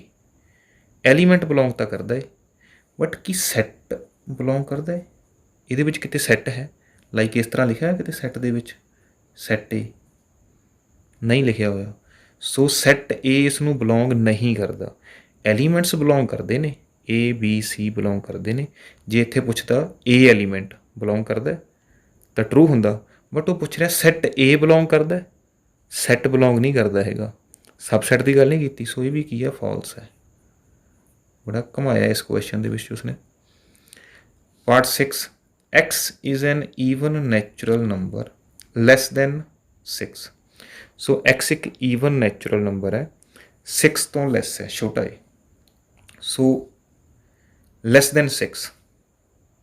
So even natural number less than 6 तो सैट ਦੇ ਵਿੱਚ ਕੀ ਬਣਨਗੇ? even natural numbers 2 4 6 ਨਹੀਂ ਲੈ ਸਕਦੇ, 6 ਤੋਂ ਲੈਸ ਕਰਨਾ ਆਪਾਂ ਨੇ, ਸਿਰ ਤਾਂ 2 ਤੇ 4 ਬਣਿਆ ਸੈੱਟ ਸਾਡਾ। ਦੂਸਰਾ ਸੈੱਟ ਕੀ ਹੈ? x is a natural number ਵਿਚ ਡਿਵਾਈਡਸ 36। ਨੈਚੁਰਲ ਨੰਬਰ ਜਿਹੜਾ 36 ਨੂੰ ਡਿਵਾਈਡ ਕਰੇ, 36 ਦਾ ਫੈਕਟਰ ਹੋਵੇ 1 2 3 4 6 9 12 18 36। ਸੋ 2 ਮੈਂਬਰ ਹੈ, 4 ਮੈਂਬਰ ਹੈ। So A is subset of this set. So true ਹੈ। ਇੱਥੇ ਵੀ ਸਬਸੈਟ ਹੀ ਦਿੱਤਾ ਸਾਨੂੰ ਉਸਨੇ। ਸੋ ਇਹ ਕੀ ਹੋ ਗਿਆ? ਟਰੂ। ਕੁਐਸਚਨ ਨੰਬਰ 3 ਲੈਂਦੇ ਇਸ ਤੋਂ ਬਾਅਦ ਆਪਾਂ। ਕੁਐਸਚਨ ਨੰਬਰ 3 ਜਿਹੜਾ ਹੈ ਇਸ ਦੇ ਵਿੱਚ ਸਾਨੂੰ ਬੜਾ ਘੁਮਾਇਆ ਹੈ ਉਸਨੇ। ਸੈਟ A, ਇਹਦੇ ਵਿੱਚ ਇੱਕ 1 ਐਲੀਮੈਂਟ ਹੈ, 2 ਐਲੀਮੈਂਟ ਹੈ, ਇਹ ਸੈਟ ਹੈ। 3 ਤੇ 4 ਅਲੱਗ-ਅਲੱਗ ਨਹੀਂ ਹੈ, ਇੱਕ ਸੈੱਟ ਦੇ ਵਿੱਚ ਇੱਕ ਸੈੱਟ ਪਾਤਾ ਹੈ, ਜਿਸ ਤਰ੍ਹਾਂ ਪਾਵਰ ਸੈੱਟ ਦੇ ਵਿੱਚ ਸੈੱਟ ਹੁੰਦਾ ਹੈ ਸਾਡੇ ਪਾਸ 3,4। ਇੱਕ ਸਾਰਾ ਇਕੱਠਾ ਪੇਅਰ ਪਾਤਾ ਹੈ ਸੈੱਟ, ਇਹ ਫਿਰ 5 ਇੱਕ ਮੈਂਬਰ ਹੈ। ਸੋ ਇੱਕ 1 ਐਲੀਮੈਂਟ ਹੈ, ਇੱਕ 2 ਐਲੀਮੈਂਟ ਹੈ, ਇੱਕ ਇਹ ਸੈੱਟ ਐਲੀਮੈਂਟ ਹੈ, ਇੱਕ ਇਹ 5 ਹੈ। ਸੋ ਇਸ ਨੂੰ ਅਸੀਂ ਇਕੱਠਾ ਲੈਣਾ, ਇੱਕ ਪੂਰਾ ਐਲੀਮੈਂਟ ਹੈ ਇਹ। ਫਸਟ ਪਾਰਟ ਦੇ ਵਿੱਚ ਸਾਨੂੰ ਕੀ ਪੁੱਛਿਆ? ਅਸੀਂ ਦੱਸਣਾ ਕਿ ਟਰੂ ਹੈ ਜਾਂ ਫਾਲਸ ਹੈ। 3,4 ਇਜ਼ ਸਬਸੈਟ ਆਫ A। ਦੇਖੋ ਜੇ ਤਾਂ 3 ਤੇ 4 ਇਕੱਲੇ ਐਲੀਮੈਂਟ ਹੁੰਦੇ ਫਿਰ ਅਸੀਂ ਇਸ ਦਾ ਸੈੱਟ ਬਣਾਉਂਦੇ। ਸੋ 3 ਤੇ 4 ਜਿਹੜਾ ਹੈ ਇਸ ਤਰ੍ਹਾਂ ਲਿਖਿਆ ਇਸਨੇ 3,4। ਸੋਰੀ ਇੱਥੇ ਲਿਖ ਲੈਂਦੇ ਆਪਾਂ 3,4। ਸੋ ਜਿਹੜਾ 3,4 ਹੈ ਇਹ ਇੱਕ ਸੈੱਟ ਹੈ ਇਹਦੇ ਵਿੱਚ, ਅਤੇ ਜੇ ਮੈਂ A ਦਾ ਸਬਸੈੱਟ ਬਣਾਉਣਾ ਹੈ ਤਾਂ ਇਸ ਦੇ ਬਾਹਰ ਮੈਨੂੰ ਇੱਕ ਸਾਈਨ ਹੋਰ ਲਾਉਣਾ ਪੈਣਾ ਸੀ, ਕਿਉਂਕਿ ਇਹ ਇੱਕ ਸਿੰਗਲ ਐਲੀਮੈਂਟ ਹੈ। ਇਸ ਦਾ ਐਲੀਮੈਂਟ ਦੇ ਨਾਲ ਸੈੱਟ ਬਣਾਉਣਾ ਸੀ ਅਸੀਂ। ਸੋ ਇਹ ਇੱਕ ਐਲੀਮੈਂਟ ਹੈ ਪੂਰਾ। ਜਦੋਂ ਅਸੀਂ ਸਬਸੈੱਟ ਕੰਸਟਰਕਟ ਕਰਦੇ ਹਾਂ ਸਬਸੈੱਟ, ਤਾਂ ਅਸੀਂ ਐਲੀਮੈਂਟ ਦੇ ਆਲੇ ਦੁਆਲੇ ਲਾਈਕ 5 ਨਾਲ ਇੱਕ ਮੈਂ ਸਬਸੈੱਟ ਕ੍ਰੀਏਟ ਕਰਿਆ ਤਾਂ 5 ਦੇ ਆਲੇ ਦੁਆਲੇ ਮੈਂ ਇਸ ਤਰ੍ਹਾਂ ਪਾਊਂਗਾ ਕਿ 5 ਇੱਕ ਸਬਸੈੱਟ ਬਣ ਗਿਆ ਜੀ। ਤਾਂ 3,4 ਇਹ ਪੂਰਾ ਇਹਦੇ ਆਲੇ ਦੁਆਲੇ ਸਾਈਨ ਬਣਿਆ ਹੋਇਆ ਪਹਿਲਾਂ ਹੀ ਸੈੱਟ ਦਾ, ਤਾਂ ਇੱਕ ਐਲੀਮੈਂਟ ਆਇਆ ਇਹ, ਤਾਂ ਇਸ ਦੇ ਆਲੇ ਦੁਆਲੇ ਮੈਨੂੰ ਇੱਕ ਸਬਸੈੱਟ ਬਣਾਉਣ ਵਾਸਤੇ ਸੈੱਟ ਦਾ ਸਾਈਨ ਪਾਉਣਾ ਪਏਗਾ ਇਹ ਵਾਲਾ। ਸੋ ਇੱਥੇ ਇਸਨੇ ਇਹ ਨਹੀਂ ਪਾਇਆ। ਜਾਂ ਉਹ ਇਹ ਕਹਿ ਸਕਦਾ ਸੀ ਕਿ 3,4 ਇਹ ਵਾਲੀ ਜਿਹੜੀ ਟਰਮ ਹੈ ਇੱਦਾਂ ਦੀ, ਇਹ ਸੈੱਟ ਨੂੰ ਬਿਲੋਂਗ ਕਰਦੀ ਹੈ ਕਿਸ ਨੂੰ? A ਨੂੰ, ਇਹਦੇ ਵਿੱਚ ਹੈ, ਬਟ ਉਸਨੇ ਕਿਹੜਾ ਸਾਈਨ ਯੂਜ਼ ਕੀਤਾ? ਸਬਸੈੱਟ। ਸੋ ਇਹ ਕੀ ਹੈ? ਇਨਕਰੈਕਟ ਹੈ, ਗਲਤ ਹੈ, ਇਨਕਰੈਕਟ ਹੈ। ਇਸ ਦੇ ਆਲੇ ਦੁਆਲੇ ਇੱਕ ਜਿਹੜੀ ਆਹ ਵਾਲੀ ਟਰਮ ਜਿਹੜੀ ਹੈ ਮਿਸਿੰਗ ਹੈ। ਜਦੋਂ ਅਸੀਂ ਸਬਸੈੱਟ ਲਿਖਦੇ ਹਾਂ ਇਹਦੇ ਵਿੱਚੋਂ ਅਸੀਂ ਐਲੀਮੈਂਟਸ ਚੂਜ਼ ਕਰਦੇ ਹਾਂ, ਲਾਈਕ 1 ਅਤੇ 2 ਚੂਜ਼ ਕਰ ਲਿਆ ਮੈਂ ਸਪੋਜ਼ ਇੱਦਾਂ 1,2 ਤਾਂ ਮੈਂ ਇੱਦਾਂ ਤਾਂ ਛੱਡਦਾ ਨਹੀਂ ਹੈ, ਤਾਂ ਇਹਦੇ ਆਲੇ ਦੁਆਲੇ ਮੈਨੂੰ ਕੀ ਪਾਉਣਾ ਪੈਂਦਾ ਹੈ, ਸੈੱਟ, ਕਿਉਂਕਿ 2 ਐਲੀਮੈਂਟ ਲਏ ਨੇ। ਸੋ ਇਸੇ ਤਰ੍ਹਾਂ ਜੇ ਮੈਂ 3,4 ਸੈੱਟ, ਇਹ ਵਾਲਾ, ਇਹ ਮੈਂ ਐਲੀਮੈਂਟ ਲਏ ਇਹਦੇ ਵਿੱਚੋਂ। ਹੁਣ ਮੈਂ ਸਬਸੈੱਟ ਵਾਲੇ ਇਹ ਸਾਈਨ ਪਾਣੇ ਨੇ ਇੱਦਾਂ, ਜਿਸ ਦੇ ਵਿੱਚ ਇੱਕੋ ਮੈਂਬਰ ਹੁੰਦਾ, ਤਦ ਜਾ ਕੇ ਅਸੀਂ ਬੋਲਦੇ this is subset of set A. But first part ਦੇ ਵਿੱਚ ਜੋ ਉਸਨੇ ਲਿਖਿਆ ਹੈ, ਇਹਦੇ ਵਿੱਚ 2 ਸਾਈਨ ਨਹੀਂ ਯੂਜ਼ ਕੀਤੇ। ਸੋ ਨੈਕਸਟ ਦੇ ਵਿੱਚ ਕੀ ਕਹਿੰਦਾ, 3,4 ਬਿਲੋਂਗਸ ਟੂ ਏ। ਮੈਂ ਹੁਣੇ ਐਕਸਪਲੇਨ ਕਰਕੇ ਹਟਿਆ, ਬਿਲੋਂਗ ਕਰਦਾ ਏ, ਇਹ ਆਪਾਂ ਐਕਸਪਲੇਨ ਕੀਤਾ ਹੁਣੇ। ਇਹ ਬਿਲੋਂਗ ਤਾਂ ਕਰਦਾ ਇਸ ਦੇ ਵਿੱਚ, ਕੋਈ ਸ਼ੱਕ ਨਹੀਂ ਹੈ, ਇਹ ਪਾਰਟ ਪਿਆ ਇਹਦੇ ਵਿੱਚ, ਬਟ ਸਬਸੈੱਟ ਨਹੀਂ ਹੈ। ਸੋ ਬਿਲੋਂਗ ਵਾਲਾ ਪਾਰਟ ਕੀ ਹੈ ਸਾਡਾ, ਟਰੂ ਹੈ। ਇਹ ਕੀ ਹੈ ਸਾਡਾ, ਕਰੈਕਟ ਹੈ, ਟਰੂ ਹੈ। ਇਹ ਸਾਡਾ ਬਣਾਤਾ ਹੈ ਸਬਸੈੱਟ। ਦੇਖੋ 3,4 ਜਿਹੜਾ ਵਿੱਚ ਸੈੱਟ ਸੀ ਛੋਟਾ ਜਿਹਾ ਇਹ ਵਾਲਾ, ਉਹ ਐਲੀਮੈਂਟ ਲੈ ਲਿਆ ਅਤੇ ਬਾਹਰ ਕੀ ਬਣਾਤਾ, ਸਬਸੈੱਟ। ਮੈਂ ਇਹ ਬਣਾਇਆ ਹੈ, ਇਹ ਵਾਲਾ ਦੇਖੋ, ਆਪਾਂ ਨੇ ਕਿਹਾ ਸੀ ਇਹ ਸਬਸੈੱਟ ਹੋ ਸਕਦਾ ਹੈ, ਇਕੱਲਾ ਵਿਚਕਾਰ ਵਾਲਾ ਸਬਸੈੱਟ ਨਹੀਂ ਹੋ ਸਕਦਾ, ਇਹ ਬਿਲੋਂਗ ਕਰ ਸਕਦਾ ਹੈ। ਸੋ ਰਾਈਟ ਐਬਰੀਵੇਸ਼ਨ ਕੀ ਹੈ, ਸਬਸੈੱਟ ਦੀ ਏ। ਇਹ ਟਰੂ ਹੈ, ਇਹ ਸਬਸੈੱਟ ਨਹੀਂ ਹੈ, ਇਹ ਗਲਤ ਹੈ। 1 ਬਿਲੋਂਗਸ ਟੂ ਏ, ਇਕੱਲਾ ਐਲੀਮੈਂਟ ਬਿਲੋਂਗ ਕਰਦਾ ਹੈ 1, ਯੈਸ ਟਰੂ ਹੈ। 1 ਇਜ਼ ਸਬਸੈੱਟ ਆਫ ਏ, 1 ਕਿਸ ਤਰ੍ਹਾਂ ਸਬਸੈੱਟ ਹੈ ਬਈ, 1 ਤਾਂ ਇੱਕ ਐਲੀਮੈਂਟ ਹੈ, 1 ਦੇ ਸਰਾਊਂਡਿੰਗ ਅਸੀਂ ਸੈੱਟ ਪਾਇਆ ਤਾਂ ਹੈ ਨਹੀਂ, ਜੋ ਸਾਡਾ 1 ਹੈ। ਸੋ ਜਿਹੜਾ 1 ਹੈ ਇਹਦੇ ਵਿੱਚ ਮੈਂ ਐਲੀਮੈਂਟ ਲੈ ਲਿਆ, ਤਾਂ ਇਸ ਨੂੰ ਸੈੱਟ ਬਣਾਉਣ ਦੇ ਵਾਸਤੇ ਮੈਨੂੰ ਇਹਦੇ ਆਲੇ ਦੁਆਲੇ ਕੀ ਸਾਈਨ ਪਾਉਣਾ ਪਏਗਾ, ਇਹ ਪਾਉਣਾ ਪਏਗਾ, ਤਦ ਹੀ ਸੈੱਟ ਬਣੇਗਾ ਨਾ। ਸੈੱਟ ਹੀ ਸਬਸੈੱਟ ਹੋ ਸਕਦਾ ਕਿਸੇ ਦਾ। ਇਹ ਸਾਨੂੰ ਕੀ ਕਹਿ ਰਿਹਾ ਹੈ ਕਿ ਜਿਹੜਾ 1 ਹੈ, ਇਕੱਲਾ 1 ਉਹ ਸਬਸੈੱਟ ਹੈ ਇਹਦਾ। ਸੋ 1 ਦੇ ਆਲੇ ਦੁਆਲੇ ਸੈੱਟ ਦਾ ਸਾਈਨ ਤਾਂ ਹੈ ਨਹੀਂ ਹੈ, ਤਾਂ ਇਹ ਵੀ ਕੀ ਹੈ, ਗਲਤ ਹੈ। ਸੈੱਟ ਦਾ ਸਾਈਨ ਤਾਂ ਹੋਣਾ ਚਾਹੀਦਾ ਸੀ ਨਾ। ਇਸ ਦੇ ਵਿੱਚ ਉਹਨੇ 3 ਮੈਂਬਰ ਲੈ ਲਏ, 1 ਲੈ ਲਿਆ, 2 ਲੈ ਲਿਆ ਅਤੇ 5। 1 2 ਅਤੇ 5, 3 ਐਲੀਮੈਂਟ ਲੈ ਲਏ ਅਤੇ ਇਹਨਾਂ ਦਾ ਕੀ ਬਣਾਤਾ, ਇੱਕ ਸੈੱਟ ਜਾਂ ਸਬਸੈੱਟ ਕਹਿ ਦਈਏ ਆਪਾਂ। ਅਤੇ ਕੀ ਇਹ ਏ ਦਾ ਸਬਸੈੱਟ ਹੈ, ਬਿਲਕੁਲ ਹੈ ਜੀ। 1 2 ਅਤੇ 5 ਇਹਦੇ ਮੈਂਬਰ ਨੇ, 1 ਵੀ ਹੈ, 2 ਵੀ ਹੈ ਅਤੇ 5 ਵੀ ਹੈ। ਸੋ ਇਹ ਟਰੂ ਹੈ। ਕੰਸੈਪਟ ਕਲੀਅਰ ਹੋਇਆ ਕਿ ਜਦੋਂ ਅਸੀਂ ਇਹਦੇ ਵਿੱਚੋਂ ਕਦੇ ਐਲੀਮੈਂਟ ਕੱਢਣੇ ਨੇ ਸੈੱਟ ਬਣਾਉਣ ਵਾਸਤੇ, ਜਿਸ ਤਰ੍ਹਾਂ ਉਹਨੇ ਕਿਹਾ 1 ਇਜ਼ ਸਬਸੈੱਟ ਆਫ ਏ, ਤਾਂ ਸਾਨੂੰ ਸੈੱਟ ਦਾ ਸਾਈਨ ਪਾਉਣਾ ਪੈਣਾ ਹੈ। ਇੱਥੇ ਉਸਨੇ 1 ਦੇ ਆਲੇ ਦੁਆਲੇ ਸੈੱਟ ਦਾ ਸਾਈਨ ਨਹੀਂ ਪਾਇਆ। ਸੋ ਇੱਥੇ ਬੋਲਦਾ ਹੈ 1, 2, 5 ਜਿਹੜਾ ਇਹ ਸੈੱਟ ਹੈ, 1, 2, 5 ਇਹ ਸੈੱਟ ਕੀ ਬਿਲੋਂਗ ਕਰਦਾ ਇਹਨੂੰ, ਕੀ ਇਹਦੇ ਵਿੱਚ ਕਿਤੇ ਇੱਦਾਂ ਸੈੱਟ ਏ ਦੇ ਵਿੱਚ ਇਹ ਸੈੱਟ ਹੈ, ਇਸ ਦੇ ਵਿੱਚ ਕਿਤੇ ਇੱਦਾਂ ਲਿਖਿਆ 1, 2, 5 ਇਕੱਠਾ ਸੈੱਟ ਬਣਾ ਕੇ, ਇਸ ਤਰ੍ਹਾਂ ਨਹੀਂ ਲਿਖਿਆ। 3,4 ਸੈੱਟ ਹੈ ਇੱਥੇ, 3,4 ਮੈਂਬਰ ਹੈ, ਇਹ ਮੈਂ ਲਿਖਿਆ 3,4 ਇੱਥੇ ਦੇਖੋ ਬਿਲੋਂਗ ਕਰਦਾ ਹੈ, ਇਹ ਨਹੀਂ ਬਿਲੋਂਗ ਕਰਦਾ। ਜਦੋਂ ਬਿਲੋਂਗ ਸ਼ਬਦ ਆਉਣਾ ਹੈ, ਬਿਲੋਂਗ ਇਹ ਵਾਲਾ ਸਾਈਨ ਆਉਣਾ ਹੈ, ਤਾਂ ਅਸੀਂ ਐਲੀਮੈਂਟ ਲਿਖਣਾ 1, ਜਾਂ 2 ਬਿਲੋਂਗ ਕਰਦਾ ਹੈ, ਜਾਂ 5 ਬਿਲੋਂਗ ਕਰਦਾ, ਇੱਥੇ ਐਲੀਮੈਂਟ ਆਉਣਾ ਹੈ। ਜਦੋਂ ਅਸੀਂ ਸਬਸੈੱਟ ਯੂਜ਼ ਕਰਨਾ ਹੈ, ਸਬਸੈੱਟ, ਤਾਂ ਇੱਥੇ ਸੈੱਟ ਆਉਣਾ ਚਾਹੀਦਾ ਹੈ। ਸਬਸੈੱਟ ਦੇ ਅੱਗੇ ਸੈੱਟ ਆਏਗਾ, ਬਿਲੋਂਗ ਦੇ ਅੱਗੇ ਐਲੀਮੈਂਟ ਆਏਗਾ। ਸੋ ਇੱਥੇ ਸਾਨੂੰ ਕਨਫਿਊਜ਼ ਕਰ ਰਿਹਾ ਉਹ, ਇਹ ਸਾਡੇ ਸੈੱਟ ਨੂੰ ਬਿਲੋਂਗ ਕਰ ਰਿਹਾ ਇਹਦੇ ਵਿੱਚ। ਹਾਂ, ਜੇ ਇਹ ਪੂਰਾ ਸੈੱਟ ਦੇ ਵਿੱਚ ਮੈਂਬਰ ਹੁੰਦਾ ਫਿਰ ਅਸੀਂ ਬਿਲੋਂਗ ਸ਼ਬਦ ਯੂਜ਼ ਕਰ ਸਕਦੇ ਸੀ। ਇਸੇ ਤਰ੍ਹਾਂ 1 2 3, 1 2 3 ਤਾਂ ਇਹਦੇ ਵਿੱਚ ਹੈ ਹੀ ਨਹੀਂ ਕਿਤੇ, ਇਕੱਲਾ ਪਿਆ। ਜਿਹੜਾ ਮੈਂ 1 2 3 ਦਾ ਸਬਸੈੱਟ ਬਣਾਵਾਂ, ਇਹ ਤਾਂ ਹੈ ਹੀ ਨਹੀਂ ਹੈ ਮੇਰੇ ਪਾਸ ਕਿਤੇ। ਦੇਖੋ 1 ਹੈ, ਓਕੇ, 2 ਹੈ, ਯੈਸ, 3 ਇਕੱਲਾ ਕਿੱਥੇ ਹੈ, 3 ਤਾਂ ਸੈੱਟ ਉਹਦੇ ਵਿੱਚ ਪਿਆ, ਤਾਂ ਇਕੱਠਾ ਪਿਆ ਹੈ। ਸੋ ਇਹ ਤਾਂ ਲੈ ਹੀ ਨਹੀਂ ਸਕਦੇ ਅਸੀਂ। 1 ਹੈ, 2 ਹੈ, 3 ਇਕੱਲਾ ਕਿੱਥੇ ਇੱਥੇ, 3 ਤਾਂ ਇਸ ਸੈੱਟ ਦੇ ਵਿੱਚ ਹੈ। ਜਾਂ ਤਾਂ ਉਹ ਲਿਖਦਾ 1 2, ਜਿਹੜਾ 3 ਸੀ ਉਹਦੇ ਵਿੱਚੋਂ ਇੱਦਾਂ ਲੈਂਦਾ 3, 4, ਫਿਰ ਸੈੱਟ ਬਣਾਉਂਦਾ ਦਿਸ ਇਜ਼ ਸਬਸੈੱਟ ਆਫ ਏ, ਫਿਰ ਤਾਂ ਬਣਦਾ। ਬਟ ਇਕੱਲਾ 3 ਲਿਆ ਹੈ, ਉਹ ਗਲਤ ਹੈ। ਇਕੱਲਾ 3 ਅਲੱਗ ਤੋਂ ਹੋਣਾ ਚਾਹੀਦਾ ਸੀ, ਫਿਰ ਕਹਿ ਸਕਦੇ ਸੀ ਇਹ ਕੀ ਹੈ, ਸਾਡਾ ਰੌਂਗ ਹੈ। ਇਹ ਸਾਡਾ ਕੀ ਹੈ, 1 2, 5 ਸੈੱਟ ਨਹੀਂ ਬਿਲੋਂਗ ਕਰਦਾ, ਇਹ ਵੀ ਰੌਂਗ ਸੀ ਸਾਡਾ। ਐਮਪਟੀ ਸੈੱਟ, ਐਮਪਟੀ ਸੈੱਟ ਜਿਹੜਾ ਹੁੰਦਾ ਉਹ ਸਬਸੈੱਟ ਹੁੰਦਾ ਹੈ ਇਹਦਾ, ਅਸੀਂ ਪੜ੍ਹਿਆ ਹੈ। ਐਮਪਟੀ ਸੈੱਟ ਬਿਲੋਂਗ ਕਰੇ, ਜੇ ਬਿਲੋਂਗ ਕਰਨਾ ਚਾਹੀਦਾ ਸੀ ਤਾਂ ਇਹਦੇ ਵਿੱਚ ਕਿਤੇ ਹੋਣਾ ਚਾਹੀਦਾ ਸੀ 1, 2 3,4,5 ਨਾਲ ਐਮਪਟੀ ਸੈੱਟ ਵੀ ਜੇ ਹੁੰਦਾ ਇਹਦੇ ਵਿੱਚ, ਫਿਰ ਅਸੀਂ ਬੋਲਦੇ empty set belongs to set A. ਠੀਕ ਹੈ, ਪਰ ਐਮਪਟੀ ਸੈੱਟ ਹੈ ਕਿੱਥੇ ਇਹਦੇ ਵਿੱਚ, ਤਾਂ ਬਿਲੋਂਗ ਤਾਂ ਆ ਹੀ ਨਹੀਂ ਸਕਦਾ ਇਹਦੇ ਵਿੱਚ। No, false. Empty set is subset of every set. ਮੈਂ ਹੁਣੇ ਕਹਿ ਕੇ ਹਟਿਆ, ਦੇਖੋ ਅਸੀਂ ਸ਼ੁਰੂ 'ਚ ਵੀ ਪੜ੍ਹਿਆ ਸੀ। So phi is subset of A, yes true. Phi ਦੇ ਆਲੇ ਦੁਆਲੇ ਸੈੱਟ ਪਾਤਾ ਹੈ, ਇਹ ਤਾਂ ਐਬਰੀਵੇਸ਼ਨ ਹੀ ਗਲਤ ਹੈ। ਐਮਪਟੀ ਸੈੱਟ ਦੇ ਆਲੇ ਦੁਆਲੇ ਅਸੀਂ ਸੈੱਟ ਹੀ ਨਹੀਂ ਪਾਉਂਦੇ ਪਹਿਲੀ ਗੱਲ ਤਾਂ। ਜੇ ਪਾਉਣਾ ਸੀ ਤਾਂ ਇਹਦੇ ਵਿੱਚ ਹੋਣਾ ਚਾਹੀਦਾ ਸੀ, ਤਾਂ ਉਹ ਵੀ ਨਹੀਂ ਹੈ। ਸੋ ਇਹ ਵੀ ਕੀ ਹੈ, ਗਲਤ ਹੈ। ਇਹ ਐਬਰੀਵੇਸ਼ਨ ਗਲਤ ਹੈ। ਕਦੇ ਵੀ ਜੋ ਐਮਪਟੀ ਸੈੱਟ ਹੈ ਅਸੀਂ ਉਸ ਦੇ ਆਲੇ ਦੁਆਲੇ ਇਹ ਵਾਲਾ ਸਾਈਨ ਜਿਹੜਾ ਯੂਜ਼ ਨਹੀਂ ਕਰਦੇ। ਐਮਪਟੀ ਸੈੱਟ ਆਪਣੇ ਆਪ ਦੇ ਵਿੱਚ ਜੋ ਹੈ ਇੱਕ ਸੈੱਟ ਹੈ। ਸੋ ਇਹ ਜੋ ਉਸਨੇ ਇਹ ਚੀਜ਼ ਲਿਖੀ ਹੈ ਇਹ ਗਲਤ ਲਿਖੀ ਹੈ। ਸੋ ਇਹ ਫਾਲਸ ਹੈ, ਸਟੇਟਮੈਂਟ ਜਿਹੜੀ ਹੈ ਉਹਨੇ ਇਨਕਰੈਕਟ ਲਿਖੀ ਹੈ। Question number 4, right down all the subsets of the following sets. ਸੋ ਅਸੀਂ ਸਬਸੈਟਸ ਲਿਖਣੇ ਨੇ ਇਹਦੇ। ਸੋ ਫਸਟ ਪਾਰਟ ਮੇਰੇ ਪਾਸ ਸੈੱਟ ਏ ਹੈ,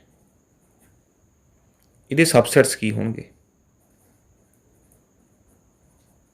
ਪਹਿਲਾਂ ਤਾਂ ਐਮਪਟੀ ਸੈੱਟ ਤਾਂ ਹਰ ਇੱਕ ਦਾ ਸਬਸੈਟ ਹੁੰਦਾ ਹੈ। ਸੋ ਨੰਬਰ ਆਫ ਸਬਸੈਟਸ ਅਸੀਂ ਕਿਸ ਤਰ੍ਹਾਂ ਚੈੱਕ ਕਰੇ ਸੀ, 2n। ਤਾਂ ਨੰਬਰ ਆਫ ਐਲੀਮੈਂਟਸ ਕਿੰਨੇ ਨੇ, 1। 2 ਤਾਂ ਕਿੰਨੇ ਬਣਨੇ ਚਾਹੀਦੇ ਨੇ, 2 ਬਣਨੇ ਚਾਹੀਦੇ ਨੇ। ਸੋ ਇੱਕ ਤਾਂ ਬਣ ਗਿਆ ਸਾਡਾ। ਦੂਸਰਾ ਸੈੱਟ ਇਟ ਸੈਲਫ, ਇਹ ਸੈੱਟ ਆਪਣੇ ਆਪ ਦਾ ਸਬਸੈਟ ਹੈ। ਏ ਸਬਸੈਟ ਆਫ ਇਟ ਸੈਲਫ, ਇਹ ਆਪਣੇ ਆਪ ਦਾ ਸਬਸੈਟ ਹੁੰਦਾ ਹੈ। ਫਾਈ ਸਬਸੈਟ ਆਫ ਏ, ਜਾਂ ਇਹ ਖੁਦ ਦਾ ਸਬਸੈਟ ਹੁੰਦਾ ਹੈ। ਸੋ 2 ਹੀ ਬਣ ਸਕਦੇ ਨੇ, ਦੋਨੋਂ ਲਿਖਤੇ ਨੇ ਅਸੀਂ। ਸੈਕਿੰਡ ਦੇ ਵਿੱਚ ਸਾਡੇ ਪਾਸ 2 ਐਲੀਮੈਂਟਸ ਨੇ, A, B। So A, B ਇਹ ਸੈੱਟ ਹੈ ਸਾਡੇ ਪਾਸ। ਸੋ ਨੰਬਰ ਆਫ ਐਲੀਮੈਂਟਸ 2 ਨੇ, ਤਾਂ ਸਾਡੇ ਪਾਸ ਨੰਬਰ ਆਫ ਸੈਟਸ ਕਿੰਨੇ ਬਣਨਗੇ, 2n। ਤਾਂ ਕਿੰਨੇ ਐਲੀਮੈਂਟਸ ਨੇ, 2। ਤਾਂ ਸੈੱਟ ਕਿੰਨੇ ਬਣੇ, 4।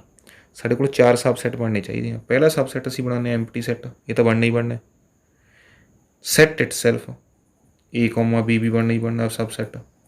ਸੈੱਟ ਇਟ ਸੈਲਫ ਹੋ ਗਿਆ। ਹੋਰ ਕੀ ਬਣਾ ਸਕਦੇ ਹਾਂ, ਇਕੱਲਾ A ਐਲੀਮੈਂਟ ਪਾ ਦਿੰਦੇ ਹਾਂ ਸੈੱਟ ਦੇ ਵਿੱਚ, ਅਸੀਂ ਇਕੱਲਾ B ਪਾ ਦਿੰਦੇ ਹਾਂ। 4 ਹੋ ਗਏ ਨੇ। ਹੋਰ ਤੁਸੀਂ ਦੇਖ ਲਓ ਕੋਈ ਜੇ ਬਣਦਾ ਹੈ, ਮੇਰੇ ਮੁਤਾਬਕ ਤਾਂ ਨਹੀਂ ਬਣਦਾ ਹੈ। Empty set, A element the set ਜਿਸ ਦੇ ਵਿੱਚ ਇਕੱਲਾ A ਹੋਵੇ ਸਿੰਗਲਟਨ ਸੈੱਟ ਦੇ ਵਿੱਚ, ਇੱਕ ਦੇ ਵਿੱਚ ਸਿੰਗਲਟਨ ਦੇ ਵਿੱਚ B ਹੋਵੇ, ਅਤੇ ਇੱਕ ਦੇ ਵਿੱਚ ਸਾਰੇ A ਅਤੇ B ਹੋਣ। ਸੋ 4 ਪੋਸੀਬਲ ਸਬਸੈਟਸ ਹੋ ਗਏ ਸਾਡੇ। ਤਾਂ ਇਸ ਨੂੰ ਅਸੀਂ ਬੋਲ ਸਕਦੇ ਹਾਂ ਪਾਵਰ ਸੈੱਟ ਆਫ A। ਜੇ ਸਾਰਾ ਸੈੱਟ ਬਣਾਉਣਾ ਸੀ, that is power set of A। Third part ਸਾਡੇ ਪਾਸ ਹੈ 1 2 3। ਸਾਡੇ ਪਾਸ 3 ਐਲੀਮੈਂਟਸ ਨੇ। ਸੋ ਅਸੀਂ A is equal to 1 2 3, 3 elements ਦਾ ਸੈੱਟ ਹੈ ਸਾਡੇ ਪਾਸ। ਇਸ ਦੇ ਅਸੀਂ ਸਬਸੈਟਸ ਬਣਾਉਣੇ ਨੇ। ਸੋ ਨੰਬਰ ਆਫ ਐਲੀਮੈਂਟਸ ਮੇਰੇ ਪਾਸ ਕਿੰਨੇ ਨੇ, 3 ਐਲੀਮੈਂਟ ਨੇ। ਤਾਂ ਨੰਬਰ ਆਫ ਸਬਸੈਟਸ ਕਿੰਨੇ ਬਣਨਗੇ ਇਹਦੇ, ਉਹ ਬਣਨਗੇ ਸਾਡੇ ਪਾਸ 2n, 2^3। 2 ਕਿਊਬ ਕਿੰਨਾ ਹੁੰਦਾ ਸਾਡੇ ਪਾਸ, 8 ਸਬਸੈਟ ਬਣਨਗੇ ਸਾਡੇ ਪਾਸ। ਸੋ ਇੱਕ ਤਾਂ ਸਾਡੇ ਪਾਸ ਪਹਿਲਾ ਸਬਸੈਟ ਕੀ ਹੁੰਦਾ ਹੈ, ਐਮਪਟੀ ਸੈੱਟ। ਸੋ ਦੂਸਰੇ ਦੇ ਵਿੱਚ ਅਸੀਂ ਇਕੱਲਾ ਐਲੀਮੈਂਟ ਪਾ ਲੈਂਦੇ ਹਾਂ, ਸਿੰਗਲਟਨ ਸੈੱਟ ਜਿਨ੍ਹਾਂ ਦੇ ਵਿੱਚ ਇੱਕ ਐਲੀਮੈਂਟ ਹੈ। ਹੋਰ ਕਿਹੜਾ ਸੈੱਟ ਬਣਾ ਸਕਦੇ ਹਾਂ, ਉਹਦੇ ਵਿੱਚ ਅਸੀਂ 2 ਐਲੀਮੈਂਟ ਕਰ ਲੈਂਦੇ ਹਾਂ, 1, 2, 2, 3, 1, 3 ਅਤੇ ਸੈੱਟ ਇਟ ਸੈਲਫ 1 2 3। ਸੋ 1 2 3 4 5 6 7 8। ਸੋ ਪਹਿਲਾਂ ਅਸੀਂ ਇੱਕ ਐਲੀਮੈਂਟ ਲਿਖ ਲਿਆ, ਫਿਰ ਅਸੀਂ ਇਹਨਾਂ ਨੂੰ ਪੇਅਰ 'ਚ ਲਿਖ ਲਿਆ ਵਾਰੀ 1 2 2 3 1 3, ਅਤੇ ਅਖੀਰ 'ਚ ਸੈੱਟ ਸਾਰਾ ਲਿਖ ਲਿਆ। ਸੋ 8 ਸਬਸੈਟ ਸਾਡੇ ਬਣ ਗਏ ਨੇ ਇਹ ਵਾਲੇ, ਐਮਪਟੀ 1 2 3 1 2 2 3 1 3 ਅਤੇ ਪੂਰਾ ਸੈੱਟ। ਸੋ ਈਜ਼ੀ ਹੈ ਟ੍ਰਿਕ ਸਬਸੈਟ ਕ੍ਰੀਏਟ ਕਰਨ ਦਾ। ਸੋ ਇਸ ਤੋਂ ਬਾਅਦ ਇੱਕ ਪਾਰਟ ਹੋਰ ਹੈ ਸਾਡੇ ਪਾਸ, ਐਮਪਟੀ ਸੈੱਟ ਗਿਵਨ ਹੈ ਸਾਨੂੰ 5। ਇਸ ਦੇ ਕਿੰਨੇ ਪੋਸੀਬਲ ਸਬਸੈਟਸ ਹੋਣਗੇ। ਸੋ ਐਮਪਟੀ ਸੈੱਟ ਦੇ ਵਿੱਚ ਨੰਬਰ ਆਫ ਐਲੀਮੈਂਟਸ ਕਿੰਨੇ ਨੇ,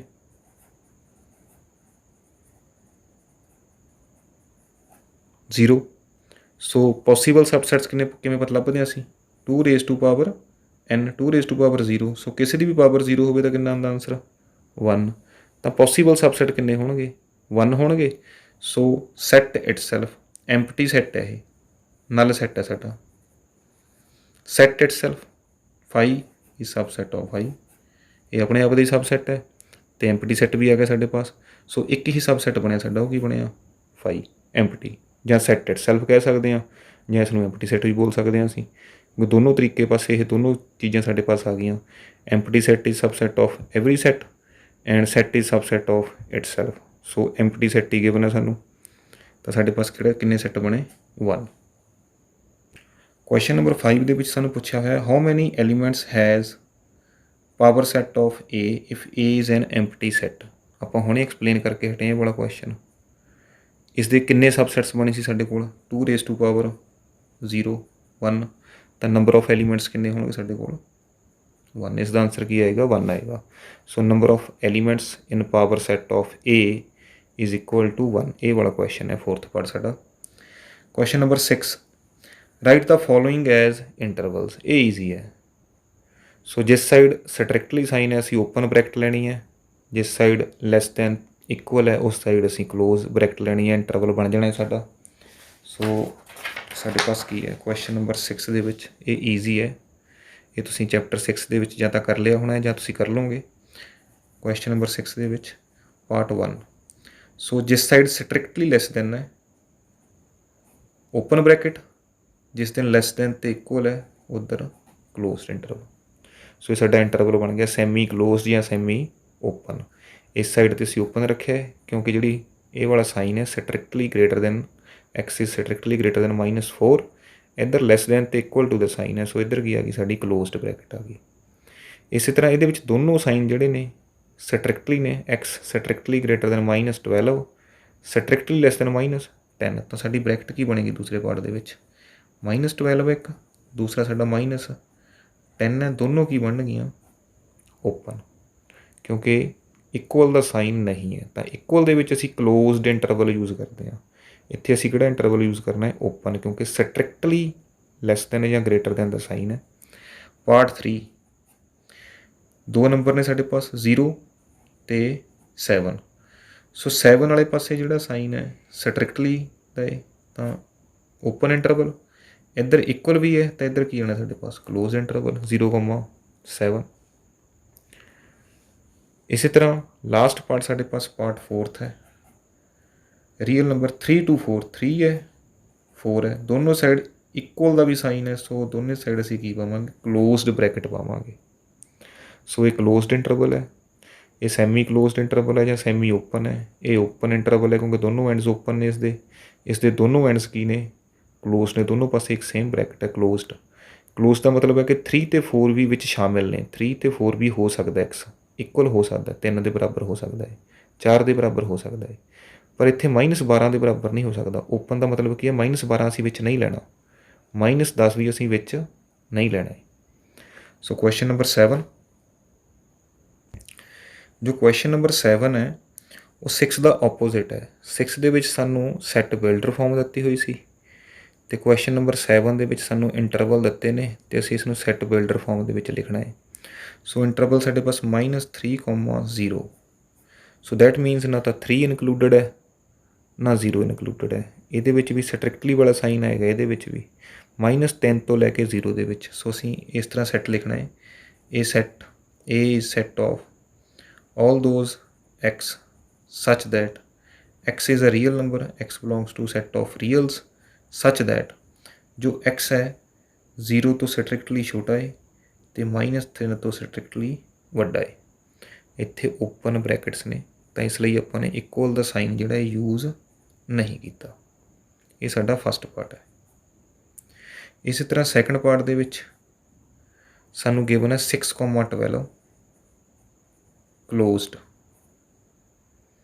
ਸੋ ਅਸੀਂ ਇਸ ਦਾ ਇੰਟਰਵਲ ਨੂੰ ਸੈੱਟ ਬਿਲਡਰ ਫਾਰਮ ਦੇ ਵਿੱਚ ਲਿਖਣਾ ਹੈ। A is a set of all x such that x belongs to set of real numbers and x ਜਿਹੜਾ ਹੈ less than equal to 12 greater than equal to 6, ਕਿਉਂਕਿ ਦੋਨੋਂ ਐਂਡ ਜਿਹੜੇ ਨੇ ਇਨਕਲੂਡਡ ਨੇ, ਕਲੋਜ਼ਡ ਬਰੈਕਟ ਹੈ ਅਤੇ ਇਹ ਸਾਡਾ ਸੈੱਟ ਕੀ ਹੋ ਗਿਆ ਬੰਦ ਹੋ ਗਿਆ ਹੈ। ਤੀਸਰਾ ਸਾਡੇ ਪਾਸ 6,12।